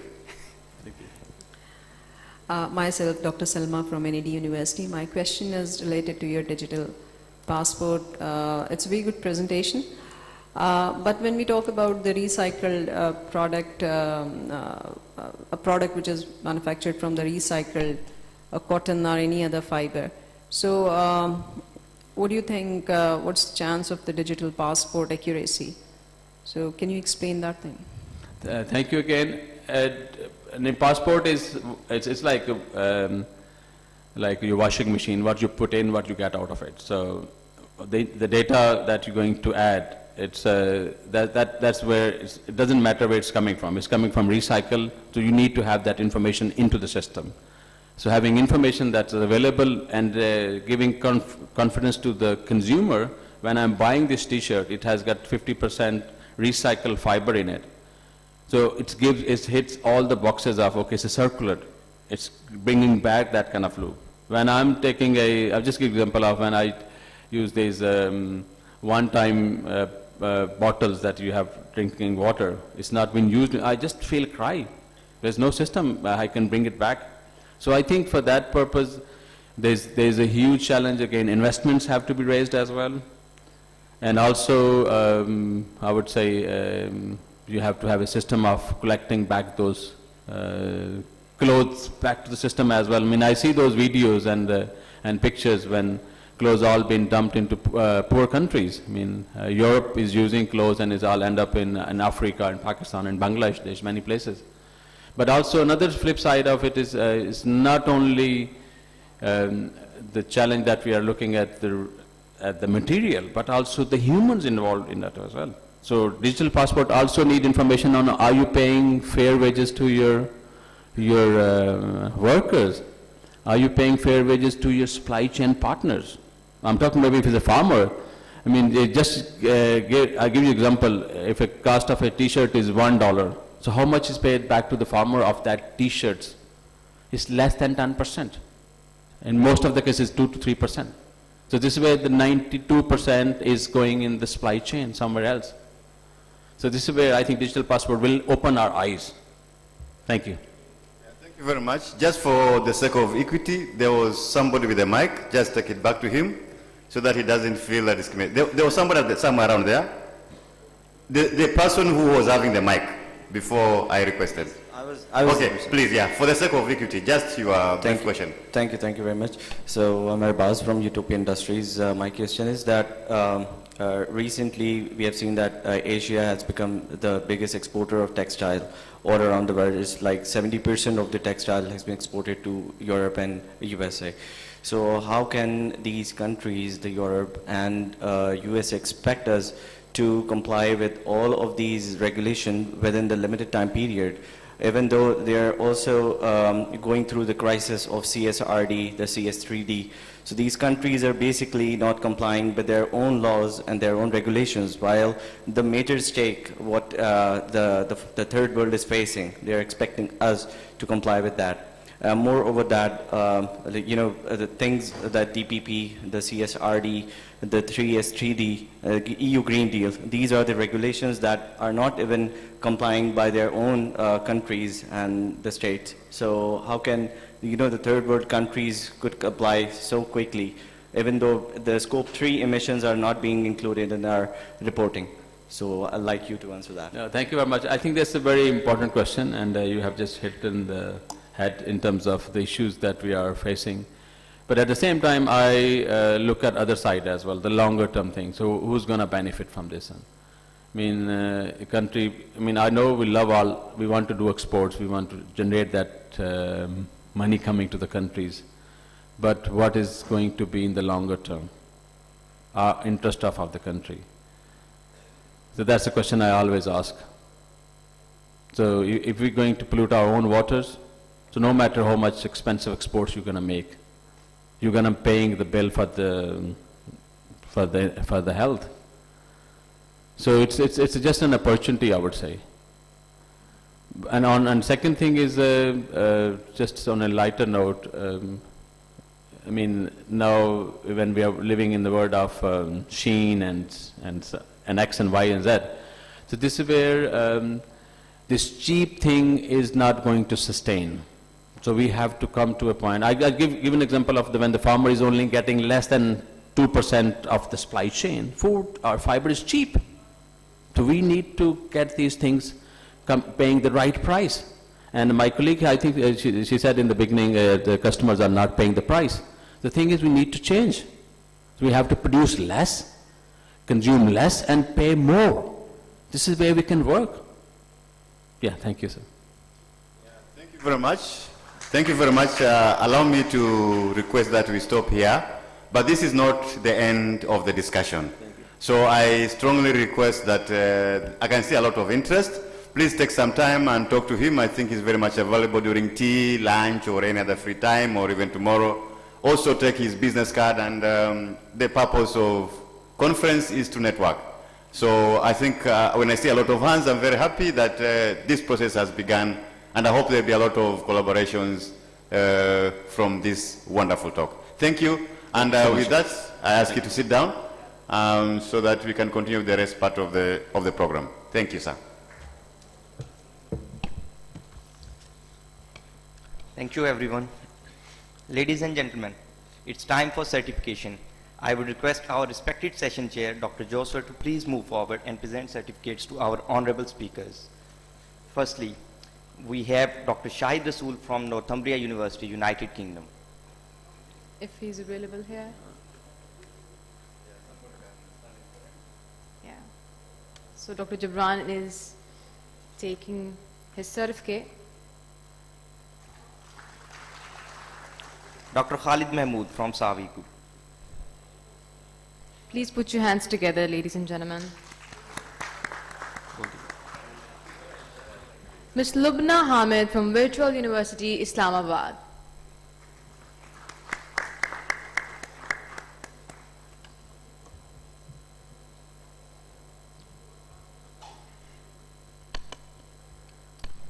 Dr. Gibran Khalid from Northumbria University, United Kingdom.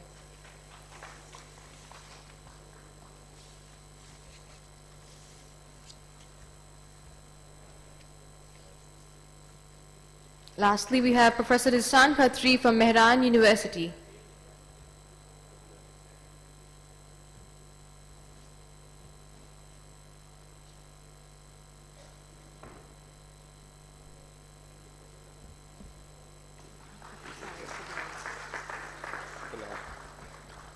Now to present certificate to a respected session chair, I would request Professor Dr. Savis, the President of Outix, to please come on stage and present certificate to a respected session chair.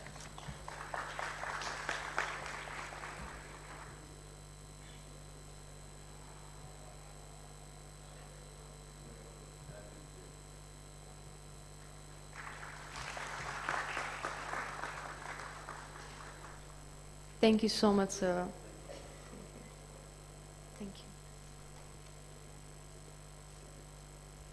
So ladies and gentlemen, we have a short 10 minutes break. The tea has not been served yet due to the heavy rainfall, but you guys can have all sort of discussion related to the speakers, any sort of queries you have related to all the presentations, you can ask the speakers that are present in the We may have running tea if the weather is okay, so please have patience.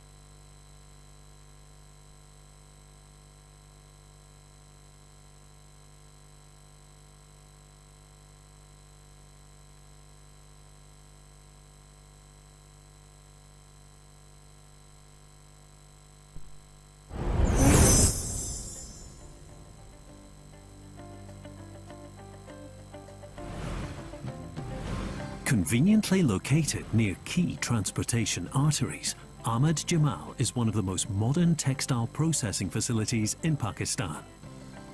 Being surrounded by nature, Ahmad Jamal is committed to operate in environmentally responsible and sustainable manners. With over 35 years of experience, we have a reputation for providing superior customer services and producing quality shirting fabric. Through our long and distinguished history, we've constantly invested in state-of-the-art cutting-edge technologies from around the globe.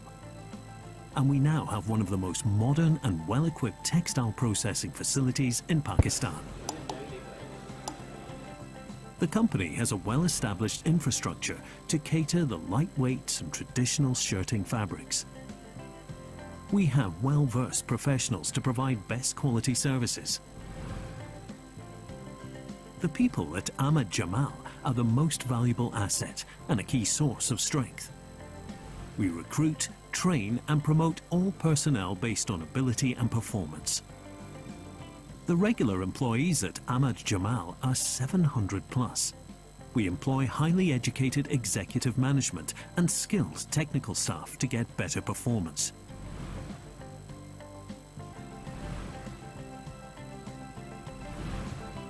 One of the key factors for the production of super soft handling, rich look and enhanced color depth and unmatched aesthetics to the fabric is ammonia treatment.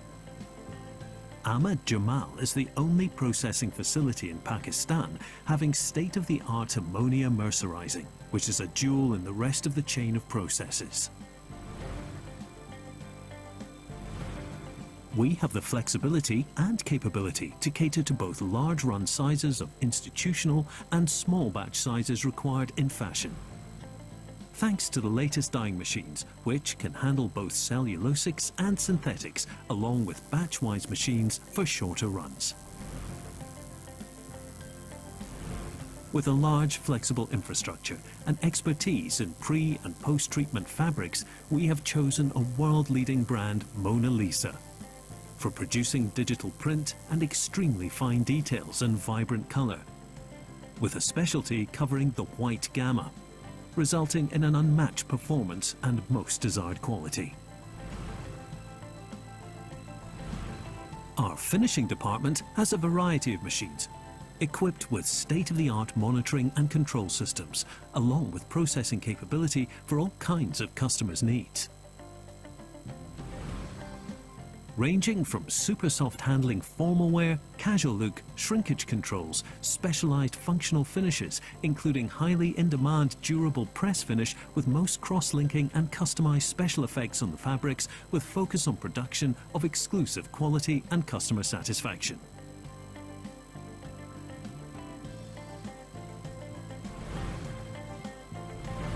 To carry out seamless production, Ahmad Jamal has its own backup power generation of 3.5 megawatts, equipped with latest gensets. At Ahmad Jamal, a well-equipped and up-to-date laboratory is always busy in testing and ensuring the quality of ongoing processes. This laboratory is equipped with the latest devices to ensure the quality of product in accordance with approved international standards.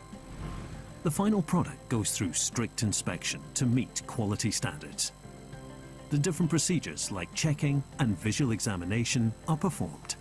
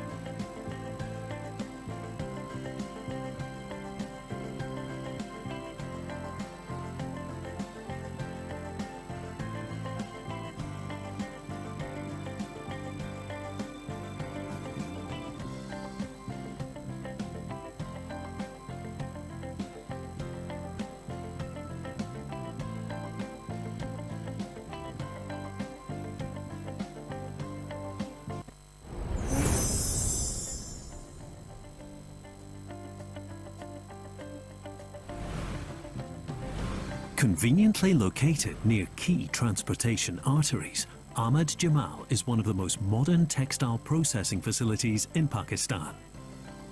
Being surrounded by nature, Ahmad Jamal is committed to operate in environmentally responsible and sustainable manners. With over 35 years of experience, we have a reputation for providing superior customer services and producing quality shirting fabric. Through our long and distinguished history, we've constantly invested in state-of-the-art cutting-edge technologies from around the globe. And we now have one of the most modern and well-equipped textile processing facilities in Pakistan.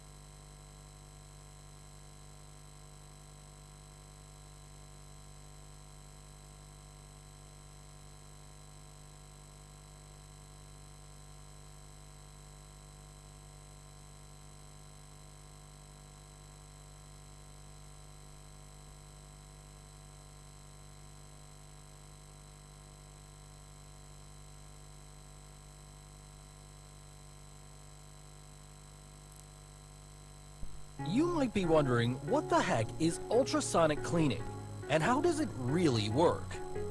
If you thought it sounds like some kind of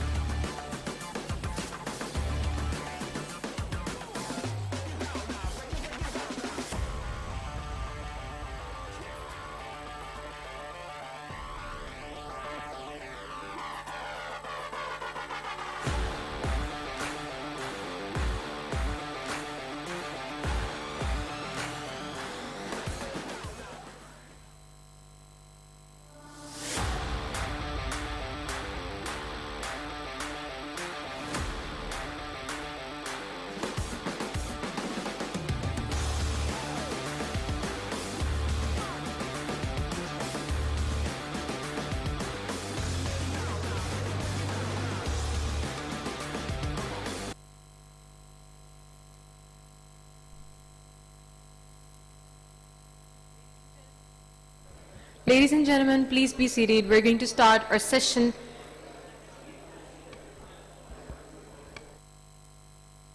Everyone, please be seated.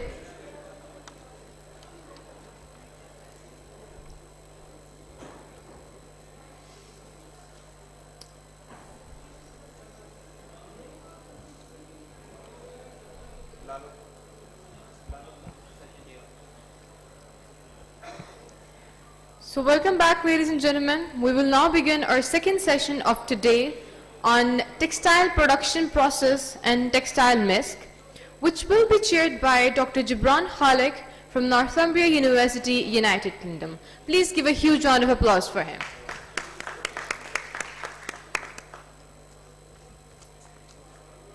And now I hand over this session to him.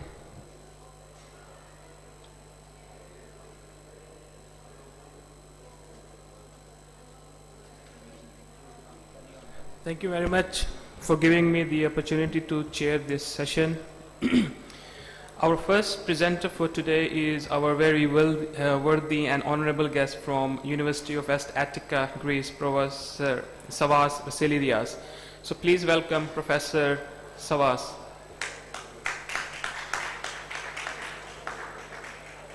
Thank you very much. Thoughts, and we will discuss together these perspectives. So, we will discuss about textile mechanics. I spent a big part of my life in this field, and after a long time I was really disappointed from the results. Something was missing. And recently here, this is some geography lesson. This blue area is the European Union. In the south and east is Greece, which is consisting half from the mainland and half from islands. We have a lot of islands there. And this peninsula here, country there, and my university is located in Athens, in the side of the West Attica. It's the third biggest university of Greece, and we have something like 60,000 students, 1,000 PhD students, and so on. Just to have a look. Something interesting for me is that this is my campus. We have 3 campuses. The trees around there are olive trees, but they are very old. They are something like 2,000 years, 2,500 years old. They are very old trees. They are considered as natural monuments. We cannot cut them. We cannot. We have to keep them to take care of them. And this was mainly the big olive grove of Athens, of ancient Athens. Ancient Athens got the power of life from these olive trees. And out of the 600,000 trees of that time, we have now maybe less than 1,000 remaining. So we preserve them very well. And in this area, the philosopher Plato used to walk and to teach. The ancient Greeks were a little bit relaxed. They were walking, drinking, eating, teaching. So it was a way of living, teaching. And this was the area where Plato used to teach. So we call it Plato Academy. And this is the logo of my university. It has the face of the philosopher Plato. So now back to our topic. The long story of textile mechanics started in 1898, when Graf von Zeppelin established the company Gesellschaft zur Förderung der Luftschifffahrt, and he produced these balloons. The idea is that they had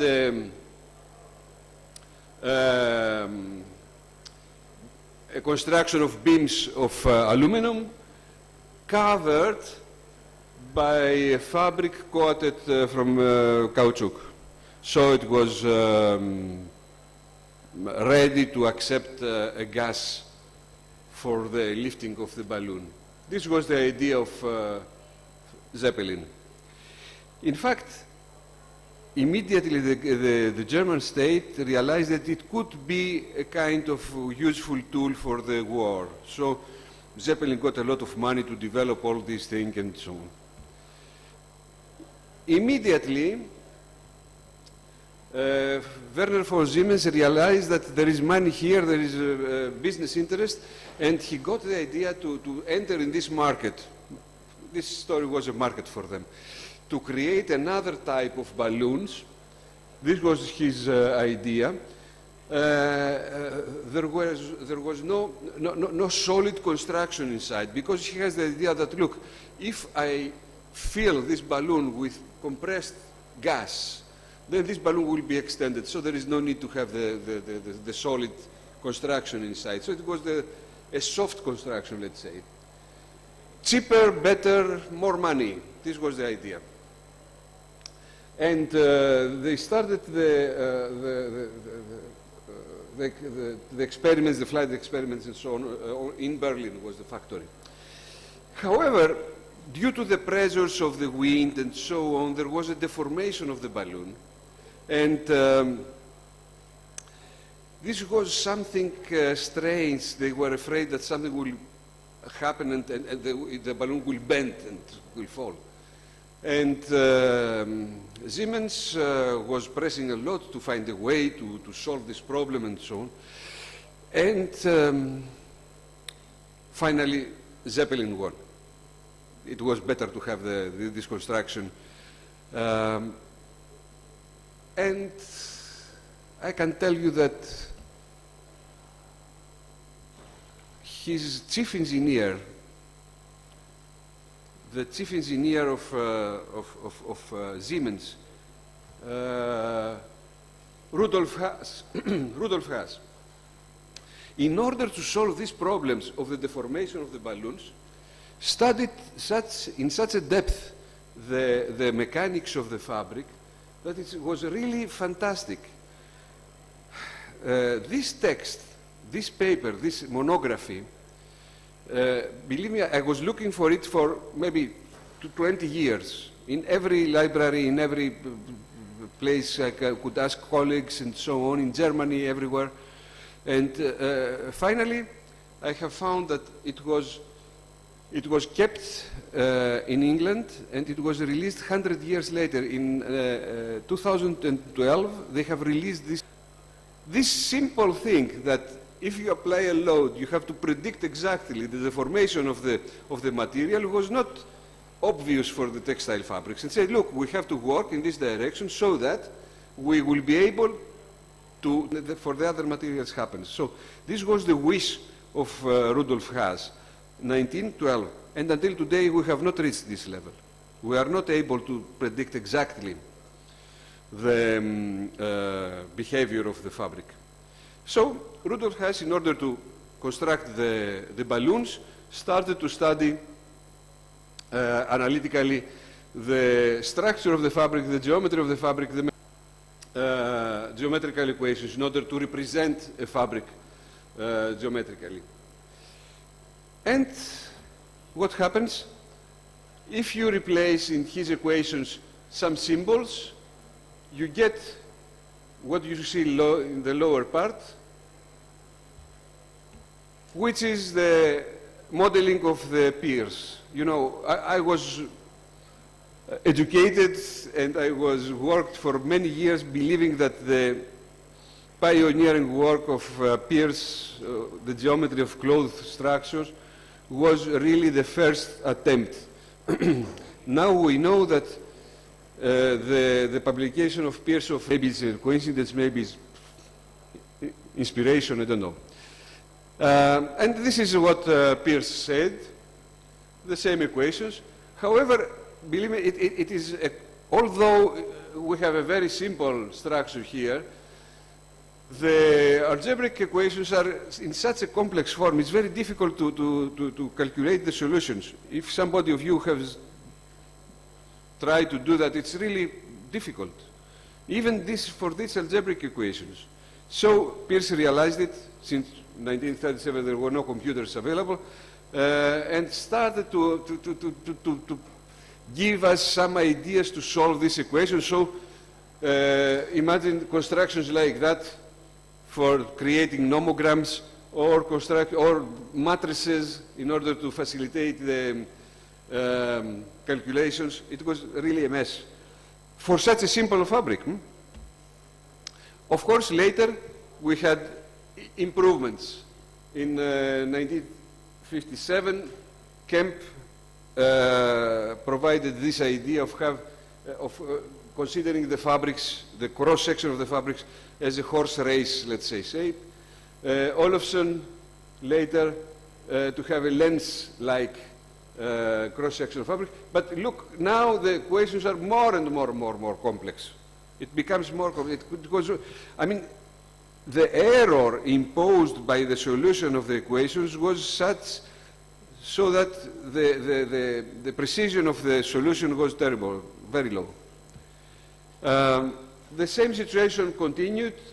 Kawabata 1971, Herl 2001, and more complex analytical equations. The models were really very complex. Of course, there was no reason to continue like that. And this is a set of open issues. For example, we have ideal geometries, either elliptical or lens-like or circular or whatever. They are ideal. We consider that our material is ideally elastic. Also not true. We had a high calculation complexity. We had to accept simplifications in order to have a solution. That means immediately we went out from the reality. And of course, the knitted fabrics were much more complex than in terms of modeling than the woven one. And the precision was of low expectations. And finally, in that moment when we were really out of any hope, computer modeling came, and we start smiling again. And this is the situation. Usually we start approaching the computation models using usually finite element methods, and that means we break our structure in small parts, and we let the computer solve the elasticity equations. And this is one of our models, for example, for the calculation for the modeling of the yarns. We consider that the yarn is constructed by filaments, and we have a model of 2 filaments, 4 filaments, 8,000 filaments. However, you see that it's still ideal, the construction. And later on, we pass to the computational woven fabric modeling. You will see this plain weave, twill, satin, and the method is the same. The structure is ideal. Of course, the calculation is easier. Here we have an example of the computational weft knitted fabric modeling. The way is that we try to find a means of systematic, algorithmic, geometrical modeling, and then we pass to the mechanical one. And we continue to the warp knitted fabrics model. Imagine that this is the unit cell. You cannot have a smaller part. The warp knitted fabrics are the most complex concerning the computational analysis. And it takes a lot of time to calculate the formations here. Look at this unit cell, and you can see the deformations with the white shadow. You see what happened. It's the initial stage, and the black, the blue is the final one. And you can see the tensions and the deformations represented by colors in the lower part. And the outmost complex case is the analysis of the three-dimensional fabrics. Because you have a fabric up, fabric down, intermediate fabric, and so on, and there are a lot of contact points, a lot of big number of finite elements. We have used some tricks, homogenization methods, micromechanical, mesomechanical, macromechanical modeling, in order to overcome the problem of the difficulty. This is an example of the use of these models. We have a mattress and a body lying on it, and by analyzing the interaction of the bodies, we can see the points where the pressure becomes maximum. That means we will have a blood circulation stop, so we will have the creation of ulcers. But all these models, you understand that they are really extremely complex. So what we do finally for the modeling is to model the microstructure, to take in account the properties of the yarns. So we create the micromechanical analysis, that means the analysis of the unit cell. We go to the mesomechanical modeling, that means to create a model of a part of the fabric, and to pass to the large-scale modeling so that we will have the model for the body and for the mattress. Let's have a view on the characteristics. The geometrical representation is based on analytical parametric modules. Usually we use the finite element method. In order to increase the precision, we make finer the finite elements. That means the mesh becomes finer. That means more time to solve the system of the equations, higher computational power needed. Multi-body analysis is needed. Multi-body analysis is a little bit more hard than the single-body analysis.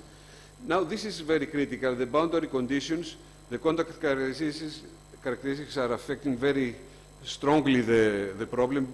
Imagine you have this model, and what will happen when two yarns are interacting? What happens there? What is the initial condition? We have an initial deformation there. Using our models, we cannot really describe this initial deformation. So we need these various computational steps, and the distribution of the contact properties and the material properties cannot take into account. So we have an approach driving us to the ideal solutions. Of course, you will tell me, look, are you here to discuss with us the difficulties and why you are getting disappointed and so on? All these were my thoughts some years ago, and simply I was not presenting something. Now I present these issues because I have some positive finally. The problem is that, look, in the top you have the model of the yarn, and in the bottom you have the real yarn. So you can see how different is the approach of the computational modeling compared to the reality. Look at the right side, you have the fabrics, and down is the model of the fabrics. You see that there are naturally appearing differences. There is a random character in our textile fabrics. And in the modeling, we approach it ideally. This is the main problem. So, I'm very optimistic in the last period because I believe that maybe AI will help us a lot in this issue. AI is based on stochastic algorithms, and this is exactly what is missing in our story.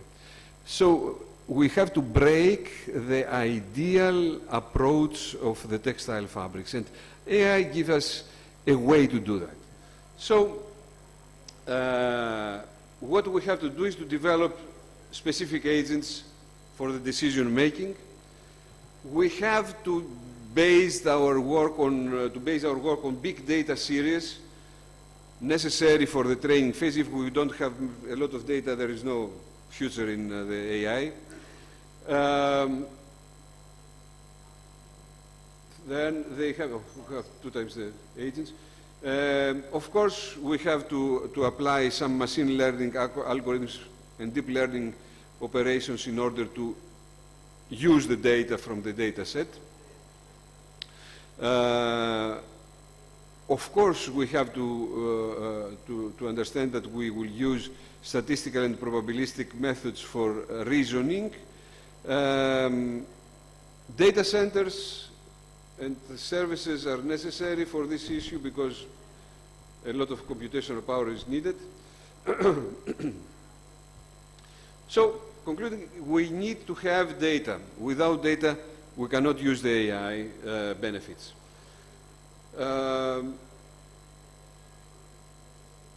To develop the AI model is also a multidisciplinary issue.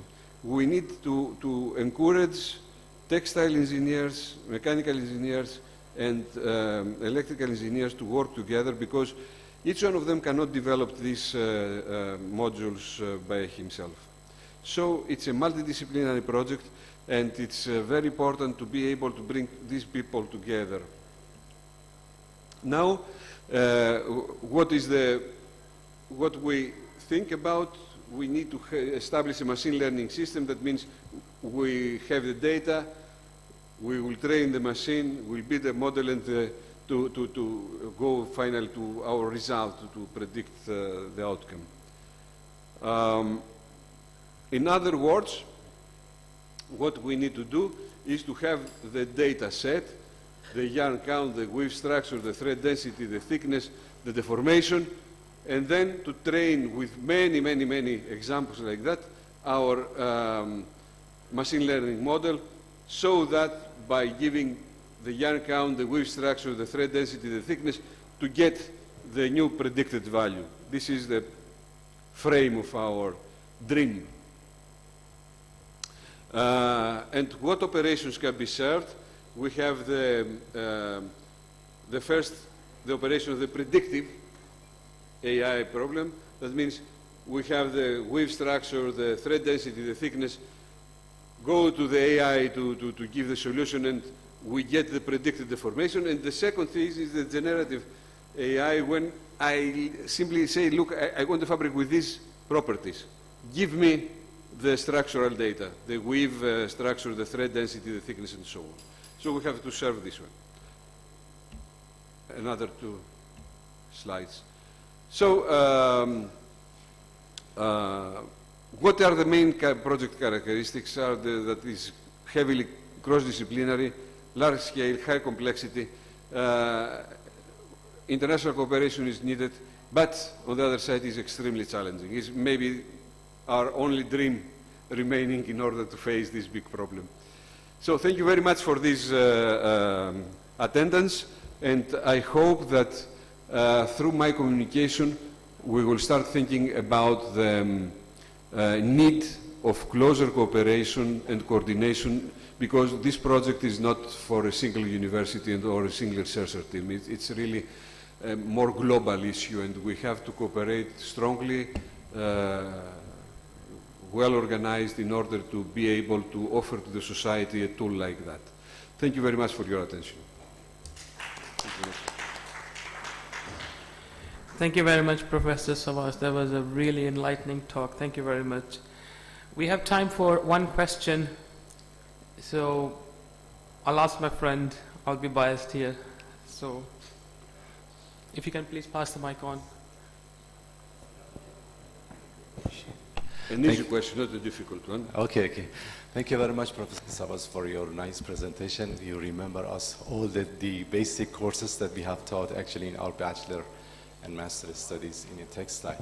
But the question is, you know that the mechanics of the discrete materials are quite different from the continuous one. Do you believe that AI, because the basic principle of AI is based on the algebraic equations and all those, let's say, big data, do you think that because of the difference that we have in the continuous materials with the textile materials, do you believe that AI can help us to solve the, let's say, basic differences between the discontinuous materials and continuous materials as well? Or this is my hope. Oh, yeah. This is the reason I'm here, because I really hope it. Okay, it's not just, I mean, a philosophical hope. Technically speaking, AI practically imposes a phasification of the data, imposes a kind of stochastic character. So this is the reason I believe that maybe we have a hope. I mean, we have to try it at least. Of course, there are not ready tools to apply immediately. And since we will develop, imagine a group, a multinational group that is working in this field, we have to develop these agents. So in the development of the agent, we will take into account exactly this specific character. When we will be asked to define, let's say, the weights of each decision or the factors affecting every decision. Yeah. This is the hope. Okay. Okay, thank you very much. You're welcome. Right, thank you very much. So due to the shortage of time, I wouldn't be allowing any more questions, but Professor Savas is available if anyone wants to have a discussion. So let's thank our speaker one more time. Thank you very much, Professor.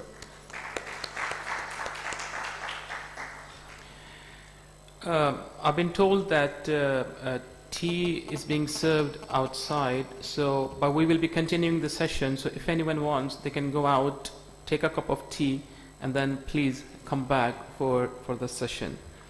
Right.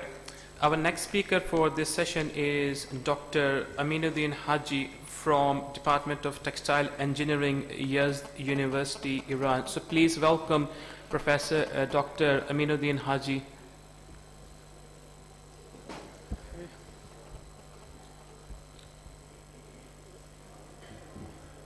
Welcome, ladies and gentlemen. I would like to express my thanks to the organizers of the conference for giving me again this opportunity to come here and meet you, my friends, and also present one of my studies here.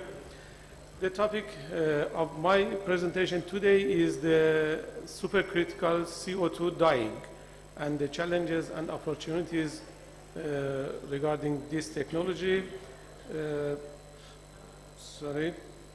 I'm from the Department of Textile Engineering of Yazd University in the center of my country, Iran. As you know, textile industry consumes a lot of water, especially in the dyeing stage, and for example, more than 2,000 liters of water is consumed for producing one t-shirt. Upon dyeing, a lot of chemicals, including dyes and surfactants and etc., are added to the water, and they are repelled as wastewater. And we are looking for processes to reduce this pollution. One of the emerging technologies recently is to replace the water with another solvent, which is supercritical carbon dioxide, which is greener. And what is supercritical carbon dioxide? When CO2 comes above its critical temperature and pressure, it has the properties of both gas and liquid. So it can dissolve the dye molecules if they are not so polar. It is good solvent for non-polar dyes like dispersed dyes. And so it can soil the fibers, it can penetrate the fibers, and then it eliminates the need for water and reduces the chemical usage as well. And also it lowers the energy consumption and waste. So the mechanism includes at least 3 steps. The first step is the dye dissolution. Supercritical CO2 is capable of dissolving hydrophobic dyes, such as disperse dyes, which are common dyes in textiles. So there is no problem for dyeing with this solvent of the polyester fibers or other synthetic hydrophobic fibers. In the second step, CO2 soils the synthetic fibers like polyester or nylon, allowing for deep dye diffusion into the fabric. And after finishing the dyeing process, upon the depressurization, CO2 evaporates and leaves the fabric dyed and dry. So one other important thing that is that the fabric is left dry after the dyeing. So no drying is needed. The principle is shown here briefly. You can see that at the start the fabric is rolled onto a perforated dye beam. Then liquid CO2 is released into the dyeing vessel, and heat and pressure is applied, and the liquid CO2 is converted to supercritical CO2, and then the dye is dissolved in this solvent and penetrates to the fabric. And later, when the dyeing is finished, the pressure is removed, and so the dye, there is little dye remaining. So if there is any dye, it is separated from the solvent. Also the solvent, about 95% can be recovered. So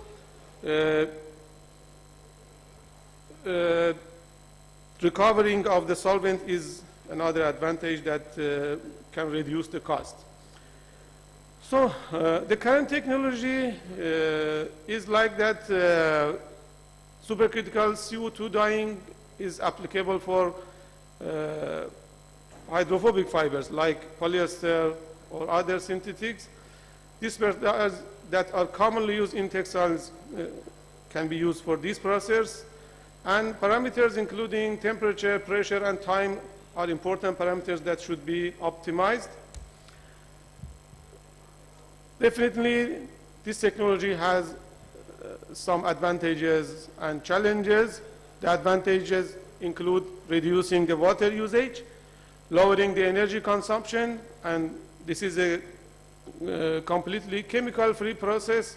For example, for dyeing of polyester, there is no need for carriers, there is no need for reduction clearing after the dyeing, and the fastness is also good. But the challenges are at least these 3 challenges. One is the high initial investment. The other is the material limitation. The current technology is limited to hydrophobic fibers mostly. And the other challenge is technical expertise that is needed for the operators. So the main question is is this technology available at industrial scale or not? There is a company in Netherlands, Daiku, which is pioneering in waterless textile dyeing with supercritical carbon dioxide. You can see a photo of their equipment. It is composed of 3 vessels that can work separately or together. And their technology is available at industrial scale. And they claim that it saves a lot of water and also toxic discharge. And 100% of the dye is uptaken by the fibers, so there is practically no wastewater. So the process is faster, takes only 2 or 3 hours, reduces energy use by 50%, and reduces the waste and lowers operating costs. The only problem is the initial investment. So their machine is suitable for dyeing of hydrophobic fibers till now. But several big companies are working on, developing kind of new dyes and also new machinery for making this process suitable for all kinds of fibers.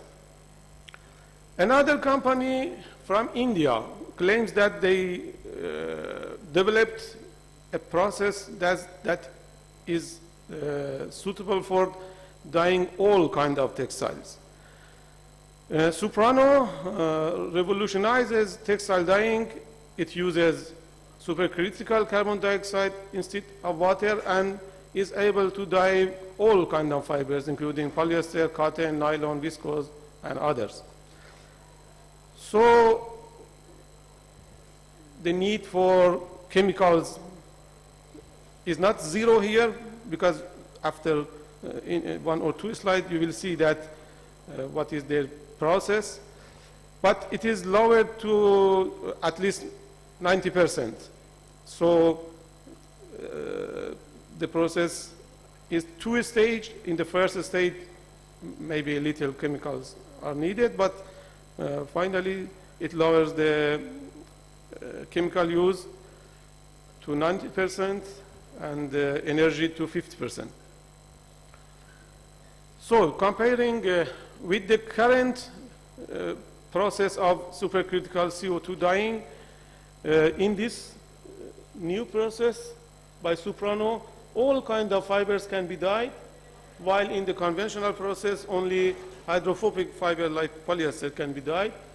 All kinds of dyes can be used, while in the conventional process only dispersed dyes can be used. So 76% of water is saved, 67% of energy is saved, and 90% less chemical should be used for this process. The process involves 3 steps. The first step is pre-coating a thin layer of dye solution onto the textile. So in this process, there is a little difference with the previous one. That's the reason that it can be used for all kinds of fibers. So the fabric is coated with the dye solution first, then it is dried and rolled onto a beam, and then the beam is put inside the dyeing vessel using supercritical carbon dioxide, and you can see here the result of dyeing of different kinds of common textile fibers, and you can see the uniformity, the high color strength, and it seems to be a major technology. So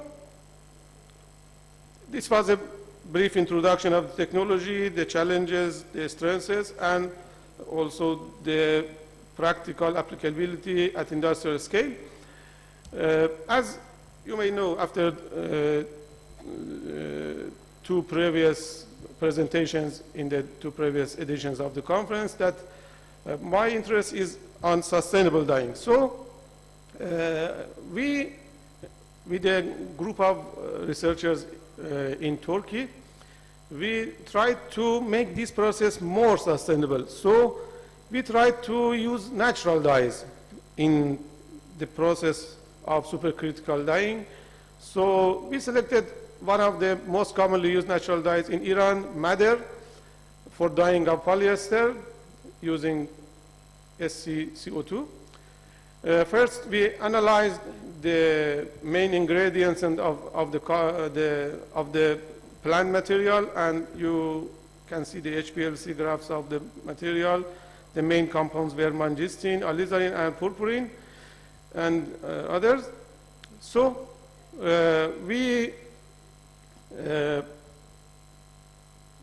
optimize the dyeing process using response surface methodology, and the optimum conditions are written here. The optimum temperature for dyeing of polyester with madder was around 120. The pressure was around 20 degrees, and the time around 70 degrees. We achieved the best color strengths. Here you can see the photo of some samples dyed, and you can see here that it has a good color buildup on polyester. Also, the fastness properties were good for a natural dye. Color change was 3 to 4, staining was 5, and rubbing fastness was also very good, and light fastness was 5 to 6, which is good for natural dyeing. Also, in the first part, we tried to predict the process using response surface methodology, statistical method, and also we tried to predict it using AI. We applied ANN, optimized by genetic algorithm, and also ANFIS, optimized by genetic algorithm. Here you can see, and compared it with the traditional regression method. You can see that the AI-based methods worked much better than the regression method, and here you can see the R values that were near 1, and MSE, mean square error, was also too much low for the optimized ANN and ANFIS methods. Also, the contribution of each variable on the response is shown here, that it confirms that pressure is the most important factor, then the temperature, and finally time. It means that the dye is absorbed at the initial stages, so there is no need for long time in this process. We published 2 papers from this study with my Turkish colleagues, and I would like to acknowledge them here. So, in conclusion, we can say that supercritical carbon dioxide dyeing presents a transformative approach to sustainable textile processing, offering significant environmental and operational advantages by eliminating water consumption, reducing chemical use, and enhancing dyeing efficiency. This technology aligns with the global efforts to minimize the textile industry's ecological footprint. Moreover, the superior quality of dyed fabrics, characterized by vibrant colors and excellent fastness properties, underscores its technical viability. However, challenges such as high initial capital costs, scalability complexities, and the need for specialized machinery remain barriers to widespread adoption. Despite these hurdles, advancements in industrial scale equipment, exemplified by companies like Daewoo, demonstrate the commercial feasibility of supercritical CO2 dyeing, paving the way for broader implementation.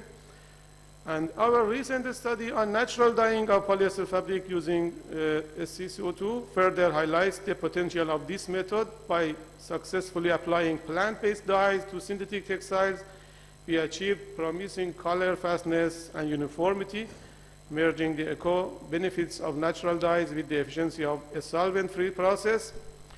This innovation not only expands the scope of sustainable dyeing, but also addresses consumer demand for greener products. Thank you so much. And this is one of the ancient sustainable ways used in my hometown in Iran. It is windmills. Okay, thank you so much. Thank you very much for a very interesting talk on CO2 dyeing. We have time for some questions here. Assalamu alaikum, Professor. Assalamu alaikum. It's always nice to see you and listen to you. So much. And we are brothers, by the way, and another way is We are brothers in the field also. You work on sustainable dyeing and I also work on sustainable dyeing. Okay, just curiosity, you highlighted 3 challenges in CO2 dyeing. But there is one thing that I have noticed in your presentation, that the pressure of 20 megapascal is used for the dyeing. Yes. 20 megapascal means 200 bars. You know, I can relate it to the pressure cooker in our kitchen. The pressure cooker in our kitchen has 1 bar pressure, and see how dangerous does it look. And this is 200 bar pressure, is literally looks like a bomb. Yes. So once again, I already asked a question earlier about the safety. So the safety of these machines is really, really critical. Yes. So how do we cope with that? And I know Daiku in a way that one of my friends in Vietnam, he was appointed to install their machines in their own plants, because Daiku was not successful in selling their machines to other companies, because companies did not take interest. So Daiku decided to install its own plant, not in Europe, but in Vietnam. So in Vietnam, they installed the machine, and my friend was working there, and he came to Pakistan, and I was just doing a chit-chat. I was, like you, I was also interested in doing research, lab-scale research in CO2 supercritical. So he told me, so I'm working on a machine having 200 bars. So my eyes were big open, and I said, you are literally working with bombs. Yes. So he told me the safety protocols and things like those. So this is really a big question in my mind, and my concern, that how do we make this technology really viable in terms of future sustainability? Safety is also part of sustainability. Safety is very important. They solve this right now by the very thick vessel you see here. So the pressure is controlled. As you told, it is installed in some countries like Vietnam. So the safety has been considered. Anyway, you are right. Yes, safety is very big issue with this technology. Thank you for your important note. Any other questions from the audience? Yeah, we've got a colleague at the back, please. Okay. Thank you for your presentation. I'm Dr. Shahrukh from Ickt-2025. I would like to know, like, what other dye stuffs can be worked on using this technology, and what other substrates can utilize this technology?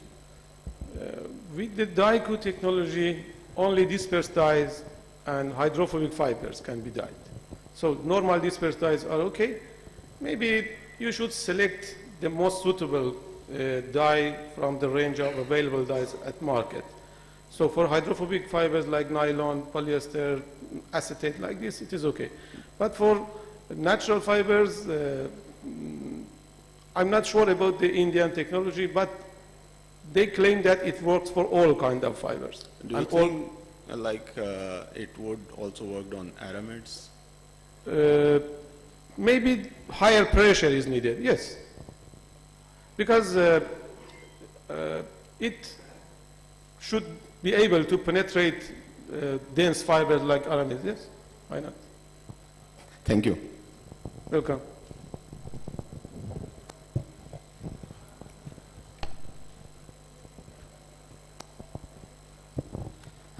Assalamu alaikum. Thank you, sir. This is a great method of dyeing. I want to ask, can we use this method at loose fiber stage to dye the fibers, direct fibers? Dye? What kind of fiber? Cotton, polyester, directly fiber stage. Blend, you mean? Basically, I am from So Textile Mills. We develop melange and fancy yarns. In melange, we use dyed fibers. So, can we use these methods at fiber stage? Yes, no difference. But I think the second method, soprano method, can be used for the blend fabric as well. Okay, thank you. Also, I have seen some papers on it, it is not only a claim by this company. There are several papers also using similar method. I mean, padding the fabric, blend fabric with kind of dye, then putting it inside the vessel to finish the dyeing. So practically it is possible. Thank you. Thank you very much. Any other questions from the audience? We've got two here. Thank you. Thank you for your presentation. It was really interesting. I'm Kelly Sheridan from the Microfiber Consortium. I wondered whether this dyeing method is less harsh than traditional methods, and if so, have you considered the possibility by using this method another application could be the reduced microfiber shedding that would entail into the environment? You mean that it may increase the microfiber release? Reduce. Reduce. If the method is not as harsh as traditional dyeing methods, is there a possibility that it may reduce fiber shedding also? Maybe, but the pressure is higher, but the temperature is lower than normal conditions we use normally in textile dyeing. So there will be no damage to the fibers to increase it. Yes, maybe reduce, because no chemicals is used during the dyeing. One of the reasons that causes the microfiber release is the use of different kinds of chemicals that may harm the fiber. Here, none of that chemicals are used, so only there is a dye and a solvent. Yes, so I'm saying that that's a good thing. Yes, thank you. So if it's actually reducing and stopping the fibers from being lost from the textile during the production, that's an added benefit that you could look into, and maybe if that's something that you could test. Okay, sure. Thank you. We could maybe talk later. Thank you for useful notes. Thank you. Last question, please.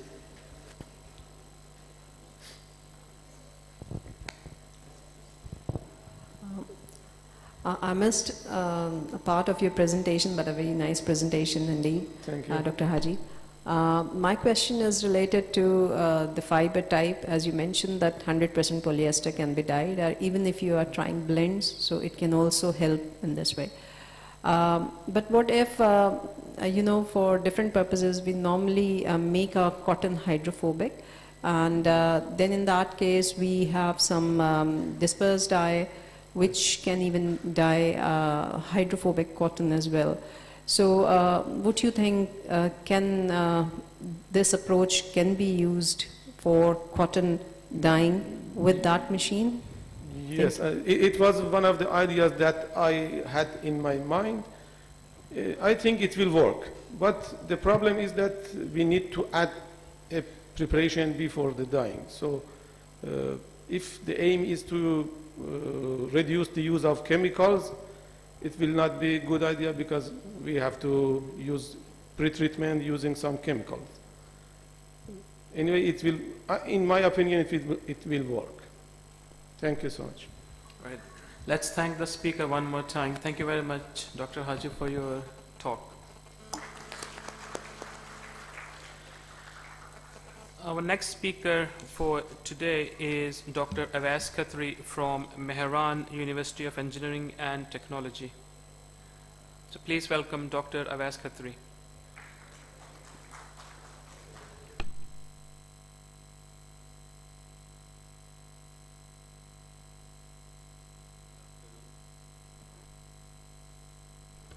Good afternoon. Assalamu alaikum.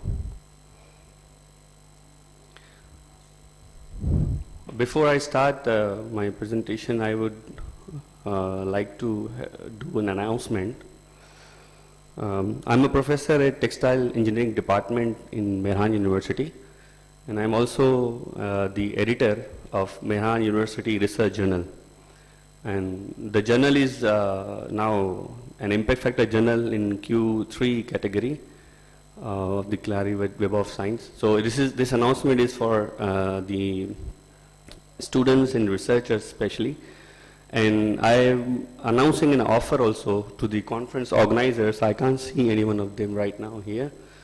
I offer to publish a special issue in my journal for this conference. If they send us selected papers, good quality papers, so we'll publish those papers in the special issue.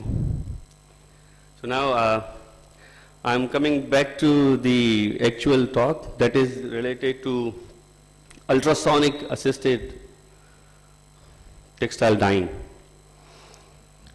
Scientists have been working on this technology for a long time. Maybe I can't exactly give a 40 years, 4 decades, but this technology has now got the way into the commercialization, and there are a lot of opportunities to explore, and we can now consider it in our real production setup. So to understand the ultrasonic technology, we all know about this ultrasound technology used for scanning our body interior. And so this is the basic difference between the sound that we hear and the ultrasound that is used for technical applications. There are heaps of applications, variety of fields it is applied to. It is used in marine, it is used in aerospace, it is used in automobiles, it is used in medical, it is used in many fields, agriculture. There are many applications of ultrasonic. So this is just the difference of the frequencies. So ultrasound frequencies are just above the hearing capacity of humans, that is 20 kilohertz maximum. So ultrasound frequency starts from there. Now this is the main point. Dyeing is water-based, basically water-based process, and it is a thermodynamic process. Engineering students must know about that in detail. So game changes when ultrasound was introduced in water. So that water bath became ultrasonic bath. And what happens when water has ultrasounds in it? There are two things that mainly happen.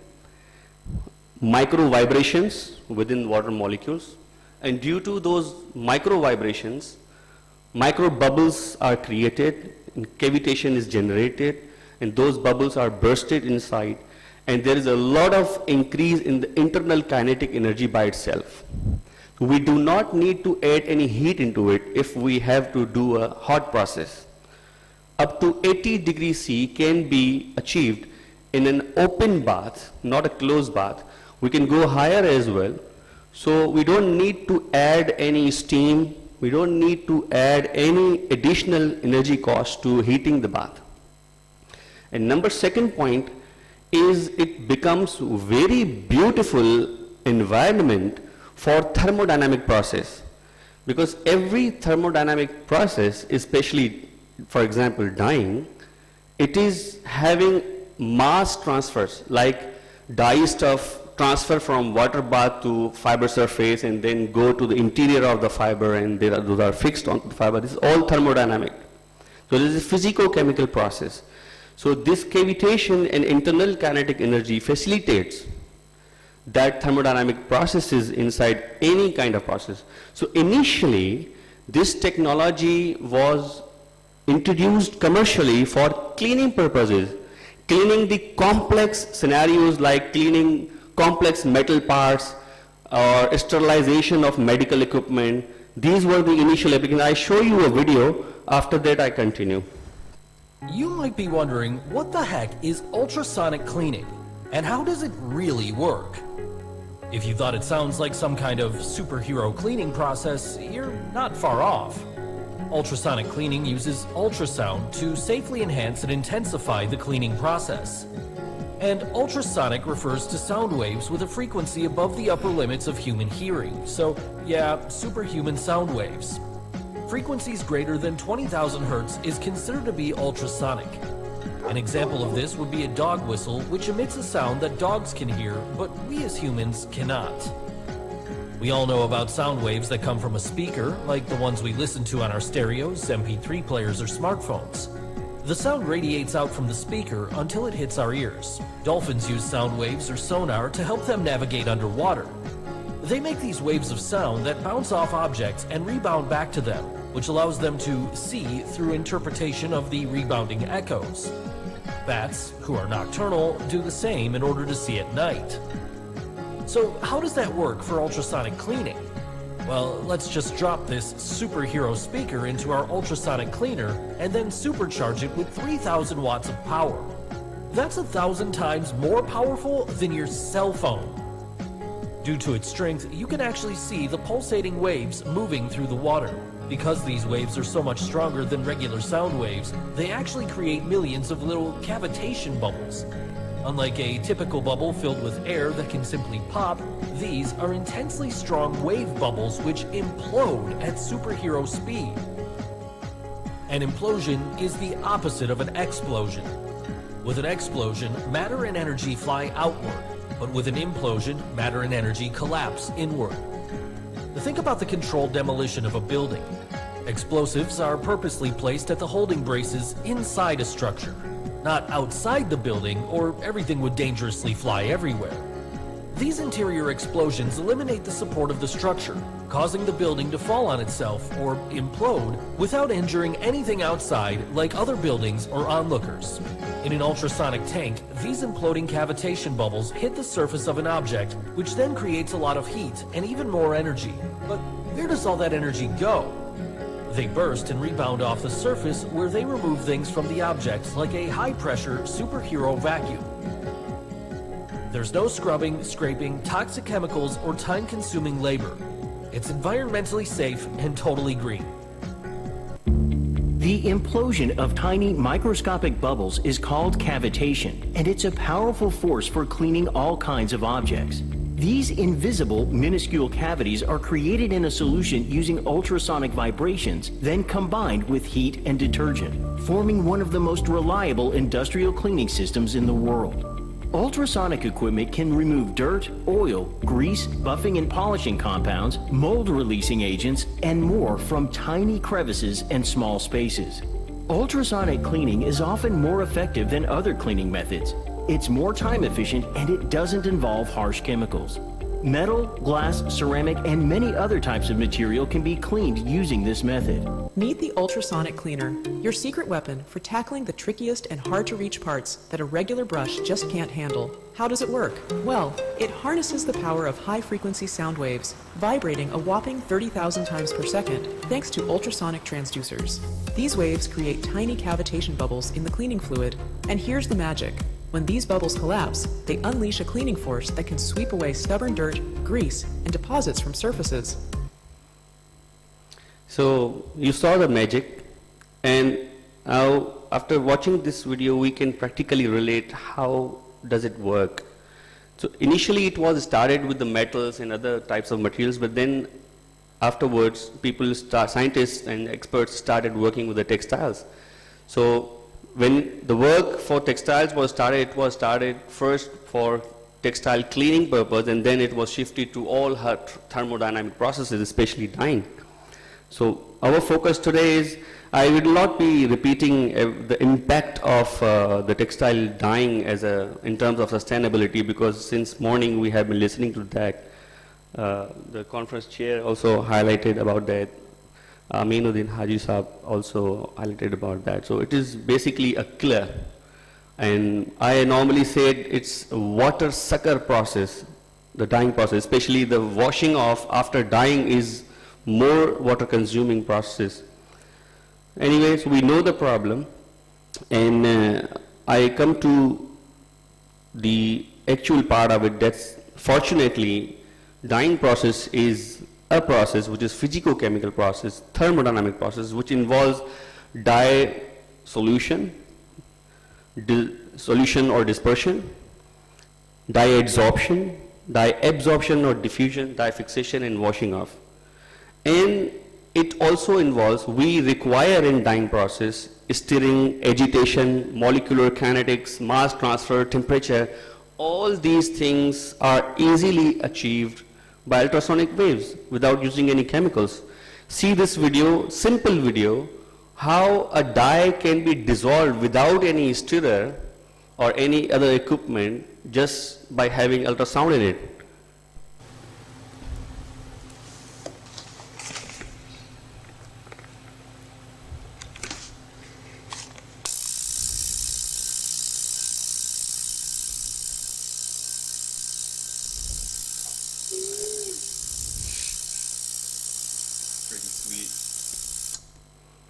See, dye is dissolved. Now, in this way, we can also save the energy that we use in mechanical agitations. So there's a lot of benefit, and people have started making those commercial machines, like Daiku have started, and India has made the supercritical copper.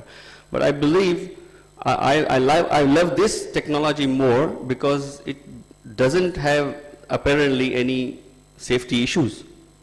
And it's very cheap, and the energy utilized in this is just, if a normal, for example, 1000 kg machine is utilized with ultrasound, so it's additional 16 kilowatt hour energy is used only, nothing else.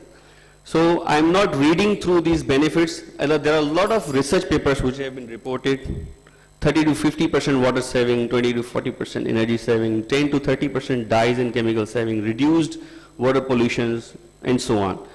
These are a few pictures of the commercial machines and equipment which are available in market. We can use that. And these are some case studies that we have published in research papers where we dyed cotton with, Dr. Zishan is sitting there. He initiated this work in 2011 in our department, and we achieved better color yield, better dye fixation, rubbing fastness. Another work with the cellulosic fiber reactive dyes, better color yield, better dye fixation, reduced thermal energy, reduced dye time, reduced salt and alkali, reduced wastewater COD. And another work we did with natural dye, like you have also done with the natural dye, that is marigold flower, and therein we achieve the same benefits. Whenever we use ultrasound, it's always like that. So there are a lot of other studies which have been reported. So these are other dry applications in textile. Ultrasonic cloth dryers are available. Ultrasonic textile quilting machines are available. Ultrasonic textile laminating, embossing machines. These all are commercially now available. So if anybody is interested to know more about it, you can contact me. Thank you.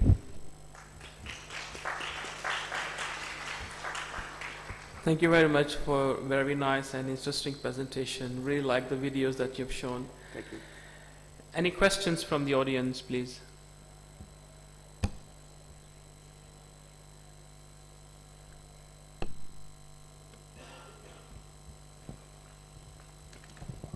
Assalamu alaikum, sir. Wa alaikum assalam. Sir, as you shared the paper is 2011.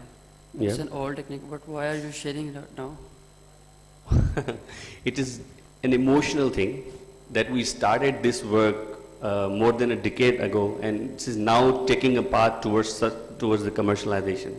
At that time, it was not commercially utilized in the industry, and solutions were not available, but now they are. So it is a journey. So when you are emotionally attached with something, so you share things like that. Sir, you shared that we save the mechanical energy, but in ultrasound, it also uses energy. Yes, it is used. But you know, if we can do the energy calculations when practically we design a machine or buy a machine, but the machines which have been commercially available, they have their statistics, and they claim there is savings of the energy, and my understanding as a scientist also says there is a saving. So we can do those calculations when we practically work on it. So it's a better option to do it. It's not only about saving energy. A lot of water savings is also there. Chemicals are reduced. Dye uptake and dye uniformity is increased, which is the biggest challenge in dyeing process. Wastewater contains lesser dye particles, so that we have lesser load to treat the polluted water, so that energy is also reduced. So there are a lot of benefits after that. Thank you. Dr. Saab, Thank you for a very nice presentation. I have a question, like whether you have studied about its microfibrillation analysis, since it's a very high energy process, like there is a lot of kinetic energy involved inside the bath. So if we are dealing with like the spun yarns or the fabric based on spun yarns, there may be a tendency of like loosening out the fibers. Since this process is also adopted in the enzyme washing in the denim industry as well. They are doing great research to reduce the consumption of enzymes or stones. So that process is like getting out the surface fibers from the fabrics.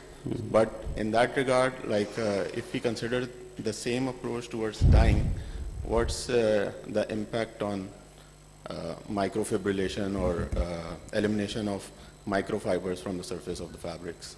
You asked an excellent question. It's more scientific question that you ask. First thing is, it is not too high energy in it, like you highlighted, but it has it may have an impact. The dyings we have done in our labs, we did not have any difference in surface characteristics or tensile strength. But this can be, it may be considered because it is an important point when we go to the production scale. So I don't know whether anybody has studied about this particular aspect yet, but if I do it on a commercial scale now, so I will definitely see into this, because finally the product that we sell is not only about the color, it's also about the appearance and the strength of the fabric and all those parameters. So thank you very much for that. Last question, please. That was the last. Thank you, Dr. Khatri, for your very nice and interesting presentation. Actually, it is my interest as well. I have two questions. One is about the increase of temperature during sonication. How it can be controlled while we continue sonication, but we don't want to increase the temperature. And the other is about the noise produced. Yes. At industrial scale, both may be problems. Yeah, these are the two problems. The first question is about the temperature control. Temperature is, right now, there is no any technological solution into the ultrasonic waves, but we can control it like, switching off or putting into the auto switches, switching on and switching off the ultrasound. But when you do it, the process is also affected, so it's kind of a compromise situation. So normally, it is preferred to do the processes at 70 and 80 degrees C.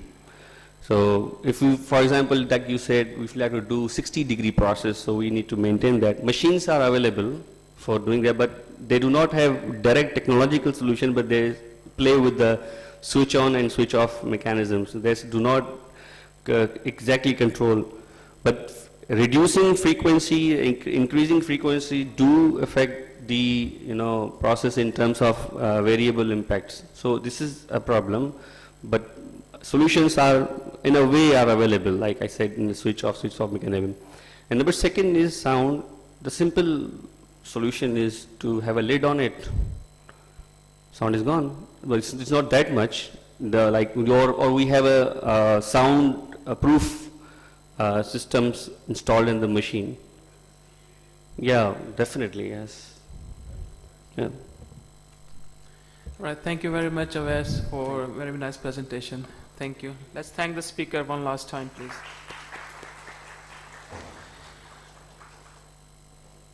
Our last speaker for this session is Dr. Edwin Kamala from Busitma University in Uganda. So please welcome Dr. Edwin Kamala.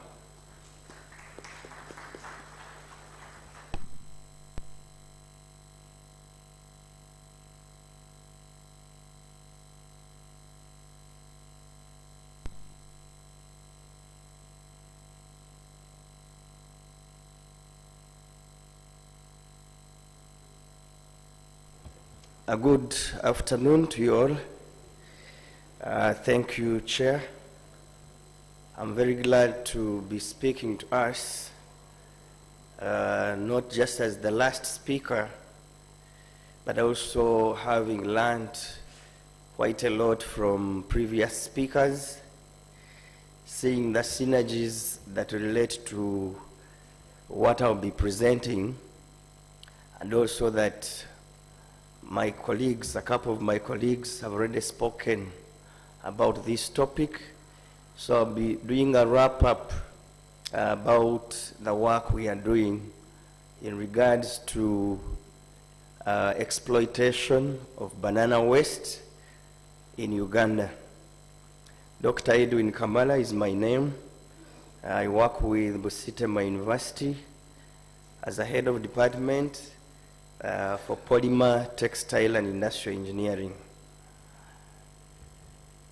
A lot has been said with regards to sustainability in the textile industry, well knowing that population is a factor in production.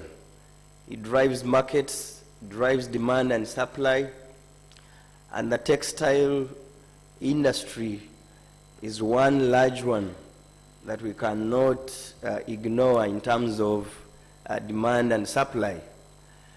We well know, or we have seen several statistics pointing to a very bleak future with regards to supply of fibers, especially natural fibers that are well desired by everyone when it comes to wearing properties. Cotton, which is the most preferred fiber, has come under a lot of pressure. Also, of course, with some known environmental footprint that comes with it. So one of the solutions is to look about alternative fibers, because if you look at fibers like wool, linen, and so many others, the same challenges we find in meeting the supply of cotton are possibly going to be the same with improving production of these fibers, especially land requirement, water requirements, and also within the value chain. Our solution, why we looked at banana fiber as one of the potential fibers for the future, are quite enormous. And within our collaboration, we are looking at creating a value chain for banana fiber. And our pilot is focused initially on East Africa, and we hope that this can be scaled up to so many geographical areas, especially those involved hugely in banana production. Because one other factor to consider in sustainability is not only in production, but also as we go along the value chain. If we have a fiber produced in one country, we believe that maximizing the potential along the value chain to do with production, to do with value addition, it's good to do a complete set of production, and then we look for markets. That's why if you look at statistics, East Africa is one of those regions where you'll find banana production quite significant. So we bring synergies combining the academia, the private sector, and also other stakeholders, especially in policy making. Our consortium consists of 4 universities, and Busitema University being the lead. I lead this project, and we are working well with NTU after forging a collaboration with the assistance of Professor Nawab, who we are well aware is now a vice chancellor at another university. We are working with our Uganda National Bureau of Standards to help us in standardization. If you look at data provided, if you look at the internet, banana fiber is yet to be standardized. If I looked at, for instance, if you talked about an optimal staple length, it's very hardly that you are going to find this information compared to other traditional fibers. If you look about denier, you'll get all these different information. If you look at varieties, in Uganda we have over 90 varieties of banana. So you can imagine standardizing these. And we also have colleagues in the market segment. We're looking at marketing beyond just a region.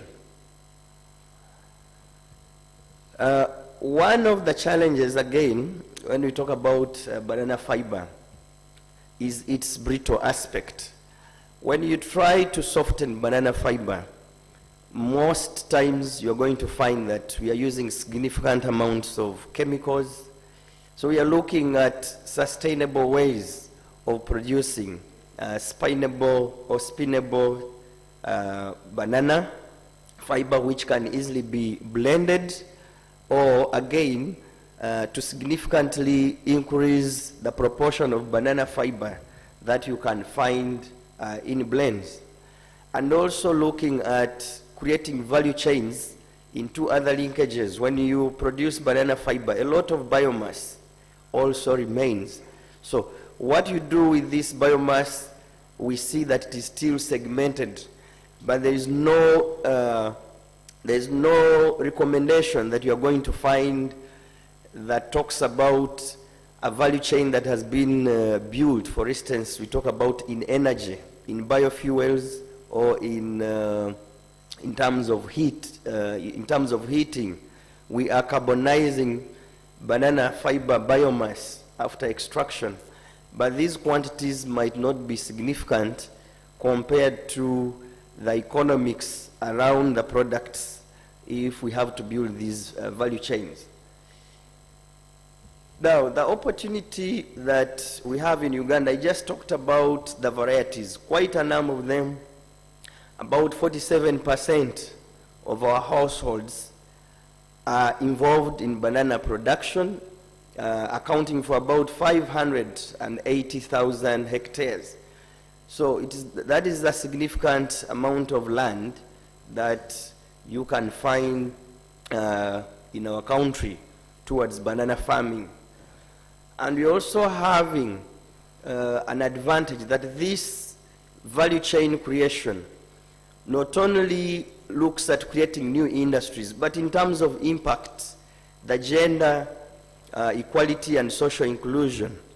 We know that banana farming in most countries is probably in the rural areas with very disadvantaged populations participating in this farming, women, the elderly, and so on.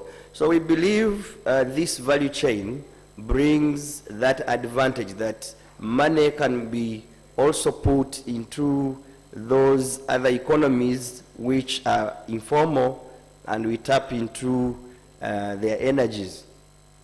Some supply chain challenges: that banana farming and also fiber extraction is largely unstructured.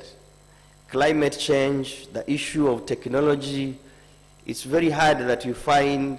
I was trying to look up some spinning equipment, and that was at a laboratory scale. Most suppliers we looked for, or we looked at, could hardly provide what we wanted. So the equipment that you have cannot process the nature of fibers that we know about banana fiber. And what we are looking at, can we bridge that? Can we look at parameters in terms of technology?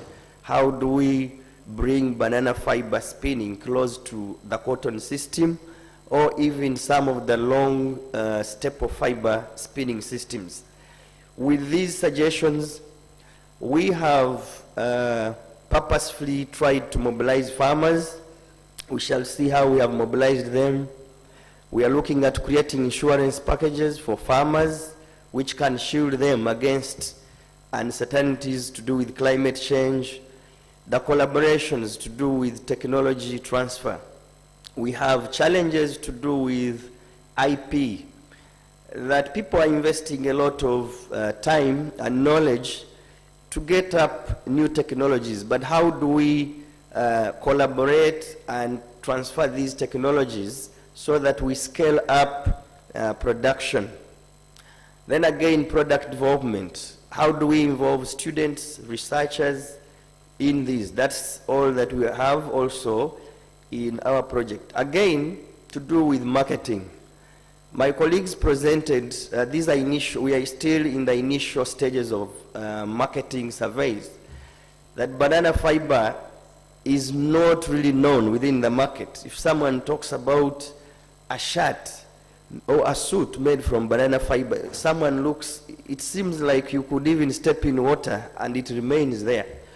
So these are challenges and perceptions that we are looking at. We have several farmer constraints. Why I'm emphasizing about the farmer? Because these are primary sources of the raw material. Without the farmers, you're not going to have the raw material. If we don't mobilize and contract these farmers into a sort of a cooperative, then we cannot have a sustainable supply of this raw material. These were some constraints that were identified, and the biggest was about the trade in terms of prices. Now, our project has achieved quite a number of milestones. We are running a 2-year project, but we launched in September last year. We also connected with some policymakers, and government is much interested in promoting the production of this fiber. We have trained, we have mobilized farmers, planned extension, and also further engagements with them. In terms of profiling, we have planned now an online platform where we can have a database that if you wanted to reach farmer X or farmer Y, you are able to get about the acreage, the varieties they have, the land holding, and so many aspects of that. We have also installed or started installation. We are working with the startup here, which is Alternative Fiber Solutions, to supply us equipment to do with banana fiber softening and converting it into a staple form that we can easily spin. We are also training farmers and workers in terms of the gender equality and social inclusion, and this we are also involving students into this value chain development quite significantly in our 4 universities. We have also done some pre-marketing efforts. We have engaged some potential off-takers, some foreign spinning mills, and we would like to still collaborate with more off-takers. If you want to know about our university, we are located in the eastern part of Uganda with 7 campuses. You can also find us online. You can follow these website web links, and also you can email me. We shall be able to interact. Thanks so much. Thank you very much, Dr. Edwin. That was a really, really nice presentation, very close to some of the work that we are doing. We have some time for some questions. So anyone who's interested in asking questions? I'm Schwab from Reliance Weaving Mills. My question is regarding the recovery of fibers you are getting from the banana stem. That's if from 100 kg of stem, how much fibers you can produce? Yes, that is also a challenge, or it's a big question. that from a mass of about 30 kilograms, you are only able to get about not more than 10%, from a huge mass of banana stem, because the largest content is going to be water. So it's not so significant, and that raises again the question of costs when we come to marketing. But given the environmental benefits, we hope that the market can pick up this as a very unique segment that we look at, not only just for the environment, but also the extra benefit in terms of incomes to the farmers. So it's really not much, but given also the quantities of the waste we have, cumulatively it makes sense to go into this production.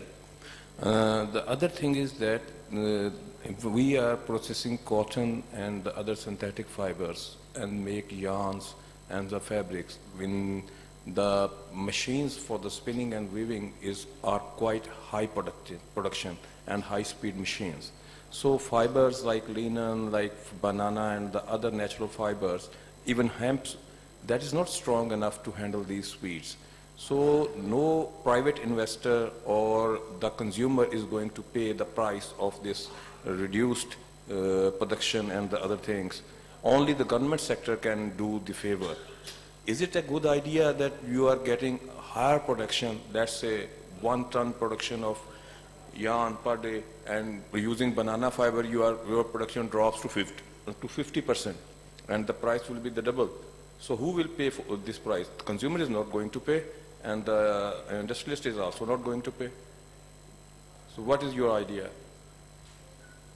Yes, again, a good question. From practical point of view, looking at these some companies which have off-taken into banana fiber spinning, the highest we have seen or we have read is that you can mainly go to about 20% of cotton banana fiber. So it's not, for me, it may not be a question of the economics at the moment, but what we hope is that the technology can still be improved to be able to handle this as either a long staple fiber. But looking at the current percentage blend, I think 20% is surely not bad, looking at the price of cotton, which is really very hard. I think Interloop has achieved that, about 20–30%. We would be glad to interact with them to see about the economics of that. Thank you. We have time for one more question.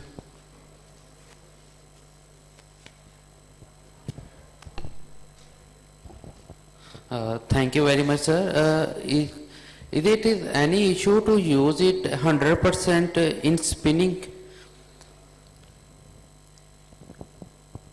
It's not really an issue, but like we have highlighted, the current spinning systems that we have, the challenge is that brittleness that you have with banana fiber.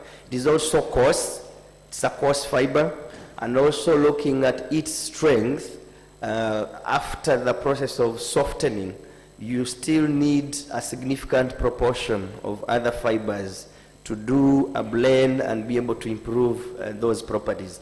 Otherwise, I don't think it would be a problem at all to have 100% banana fiber yarn. But that's going to limit you to particular applications again, not in very fine applications. What percentage do you suggest with the natural fiber?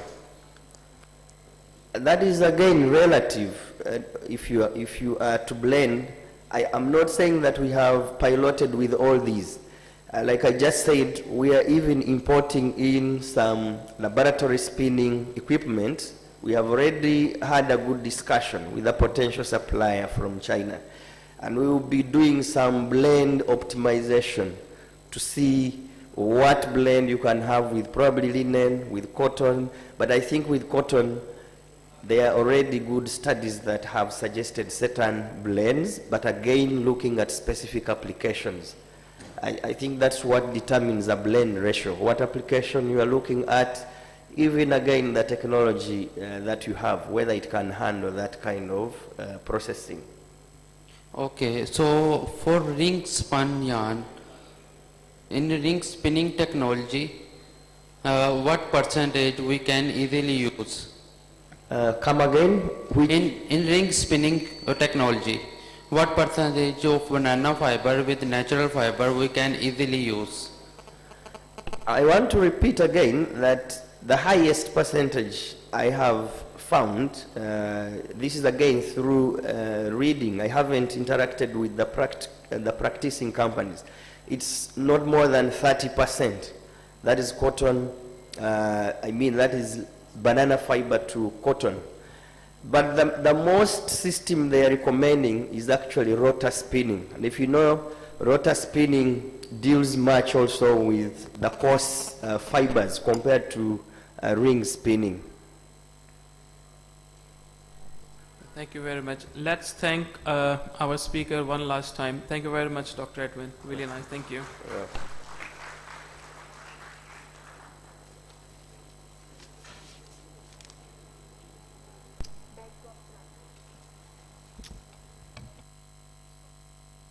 Thank you so much, everyone. Thank you so much, everyone, for your patience. Thank you to our session chair for being this supportive. Now we would move to our certification. I would like to request Mr. Gibran Khalik to please move forward and present certificates to our respected session speakers. Firstly, we have Professor Salvas Vasilides from University of West Attica to please come on stage. Please put your hands together, everyone.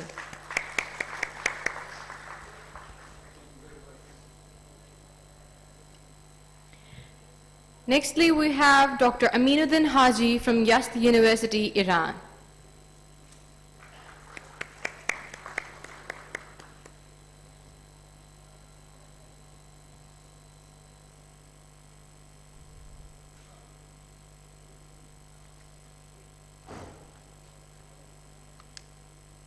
Dr. Awais Khatri from Mehran University.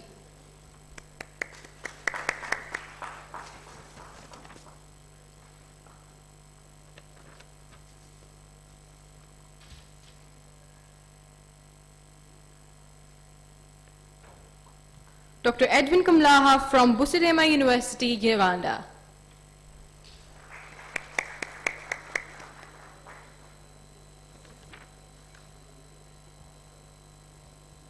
Now, I would request Professor Payson Smith from Northumbria University to please come on stage and present certificate to our respected session chair, Dr. Gibran Khalik. Please, everyone, give a huge round of applause.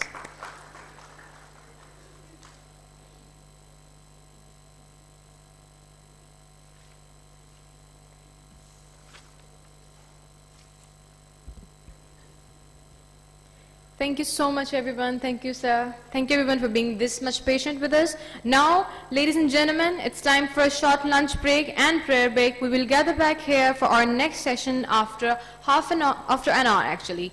Management team, please escort our guests to the lunch venue.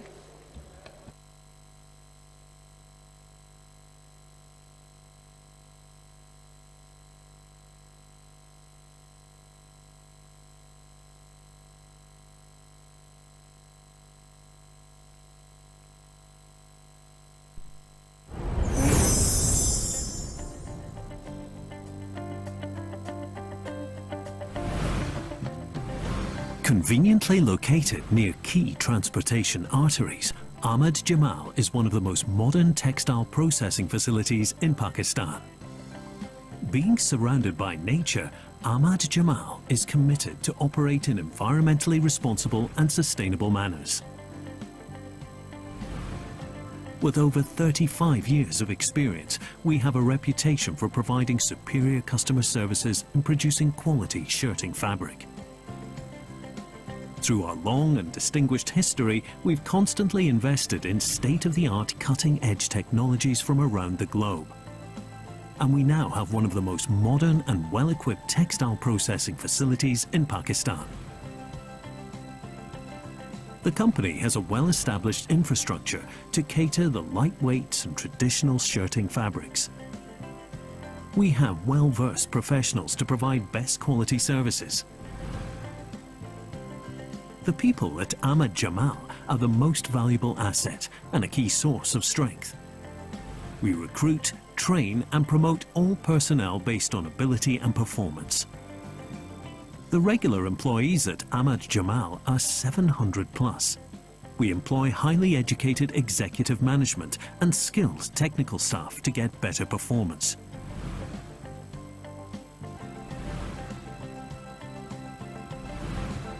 One of the key factors for the production of super soft handling, rich look and enhanced color depth and unmatched aesthetics to the fabric is ammonia treatment.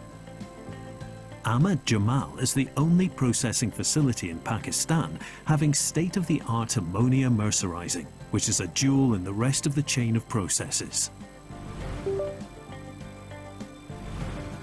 We have the flexibility and capability to cater to both large run sizes of institutional and small batch sizes required in fashion. Thanks to the latest dyeing machines, which can handle both cellulosics and synthetics, along with batch-wise machines for shorter runs. With a large flexible infrastructure and expertise in pre- and post-treatment fabrics, we have chosen a world-leading brand, Mona Lisa, for producing digital print and extremely fine details and vibrant color, with a specialty covering the white gamma, resulting in an unmatched performance and most desired quality. Our finishing department has a variety of machines, equipped with state-of-the-art monitoring and control systems, along with processing capability for all kinds of customers' needs. Ranging from super soft handling formal wear, casual look, shrinkage controls, specialized functional finishes, including highly in-demand durable press finish with most cross-linking and customized special effects on the fabrics with focus on production of exclusive quality and customer satisfaction.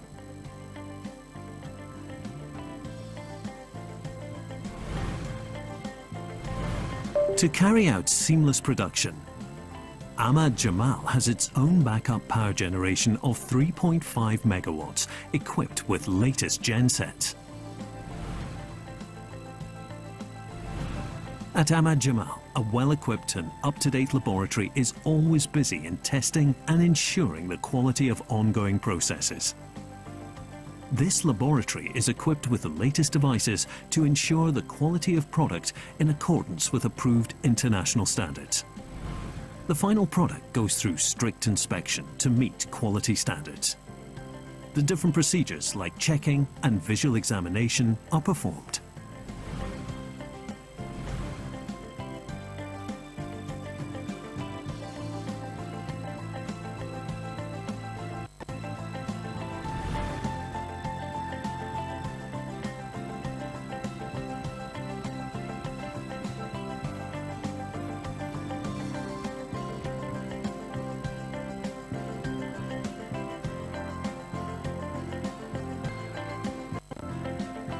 Journey of excellence and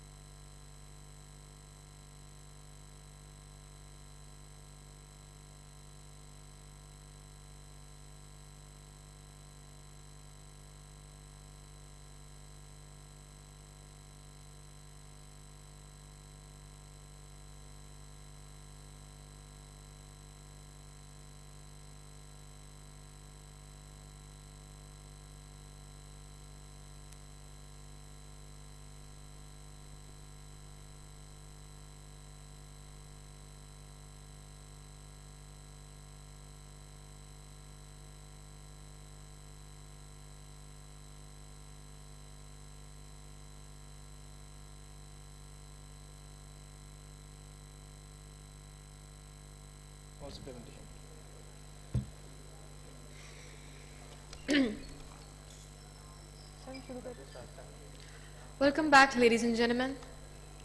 It's time for our second keynote session for today, 4th International Conference on Knowledge-Based Textiles, Ickt-2025, which is on circulatory, and it will be chaired by Dr. Shahid Rasool from Northumbria University. Please put your hands together for him.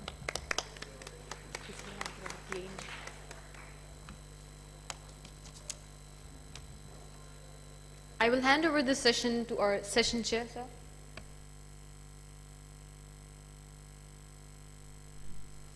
Thank you very much, everyone, for coming back after lunch. It's never easy to get back, but still you are here, so thank you. Right, so we will go for our first talk, and that is from one of my colleagues at Northumbria University, Professor,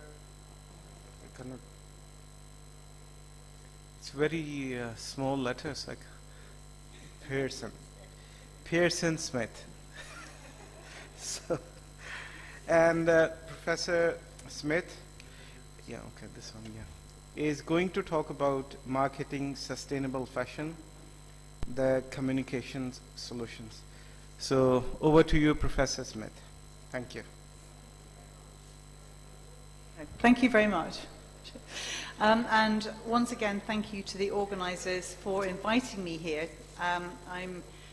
I've loved every minute of my visit, and it's been a wonderful conference, having met some really interesting people and done lots of great networking, so that's a perfect conference. So this presentation is going to address the key aspects and foundational building blocks of sustainability communication for the textile and fashion industry, aligned with current thinking in consideration of emerging and existing regulatory frameworks. And it's part of a wider research project, the Impact Plus project that Dr. Alana James presented yesterday. This particular segment of the project, this work package, also is aligned to Green Story, who is also obviously a sponsor of this event and one of our project partners. So I'm going to explore the ways that organizations can engage with their stakeholders in their sustainability efforts, using responsible science-led data to forge communication messaging to ensure clarity, compliance, comprehension, and transparency as part of an effective business strategy. In doing so, I'm emphasizing the important role of communication to be a driver of systemic change in the industry to enable transformation across the textile value chain, and in order to basically make shifts in mindsets and behaviors. In some ways, this enables us to reimagine the fashion system, or it certainly gives us an opportunity to do so, and also to readdress the balance between the science of sustainability and recalibrate the fashion narrative. And this is where our communication comes in. So I'll just quickly show you the structure of the presentation, which looks rather detailed, so I shall be whizzing through this to some extent, but I'm going to address some background context, framing sustainability in the global fashion system, global fashion and textile system from multi-stakeholder perspectives, then look at managing expectations, understand the core principles of responsible communication aligned with and in response to those regulatory frameworks that I've talked about, and then ultimately this is aiming for best practice to implement concepts and considerations of sustainable fashion communication as an overall business strategy for any organization at any level of the market in any part of the world embedded in that textile value chain. So there are communication challenges, and Dr. Alana James yesterday presented the overview of the UKRI Plus research project that this bit of the project that I'm presenting today is part of. And In this part of the project, we're looking at authentic sustainability messaging, avoiding greenwashing claims, delivering authentic sustainable communication, and also enabling representation through collaboration. So there's a sort of subset of this, which was we are trying to look at and see how basically stakeholders across the value chain are trying to communicate the sustainability. We're also very keen to understand how they come together to do this, and where there is strength in numbers through multi-stakeholder initiatives and associations, textile associations, through collaboration. So we know that we are faced with a triple planetary crisis, and it's very much been referenced across the last 2 days of the conference. Concerns about climate change continue to grow across our supply and value chains. Our industries are under scrutiny for their environmental impact on air, water, land, and communities. Depending on which report you read, the industry contributes to 2 to 8% of global greenhouse gas emissions, and the significant pollution, water extraction, biodiversity impacts, and community and human impact are very evident. We know all of this, so we know that it's time to do something about it.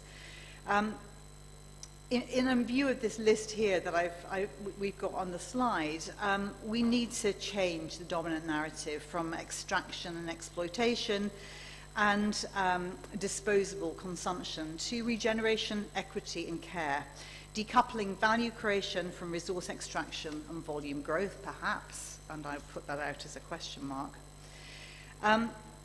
The dominant economic model for the industry has been a linear one based on a take, make, waste approach, with an accompanying narrative centered around newness, immediacy, and disposability. And we can couple this with the extractive and exploitative basis of apparel production, which feeds into, again, the triple planetary crisis that we looked at in the early diagram, driven by huge volumes of unsustainable production and consumption. And obviously here in Pakistan, you've got a vibrant textile industry, and you're a major cotton producer. And like many production centers, are subject to global demands and regulations, and so meaningful change is required. And so we are all sharing the same issues. The regulatory landscape, again, has been much referenced across the last few days in most presentations that I've attended, and quite rightly, because it's certainly focusing our minds and attention. And we know that misinformation and greenwashing is a significant challenge in the fashion and textile sector,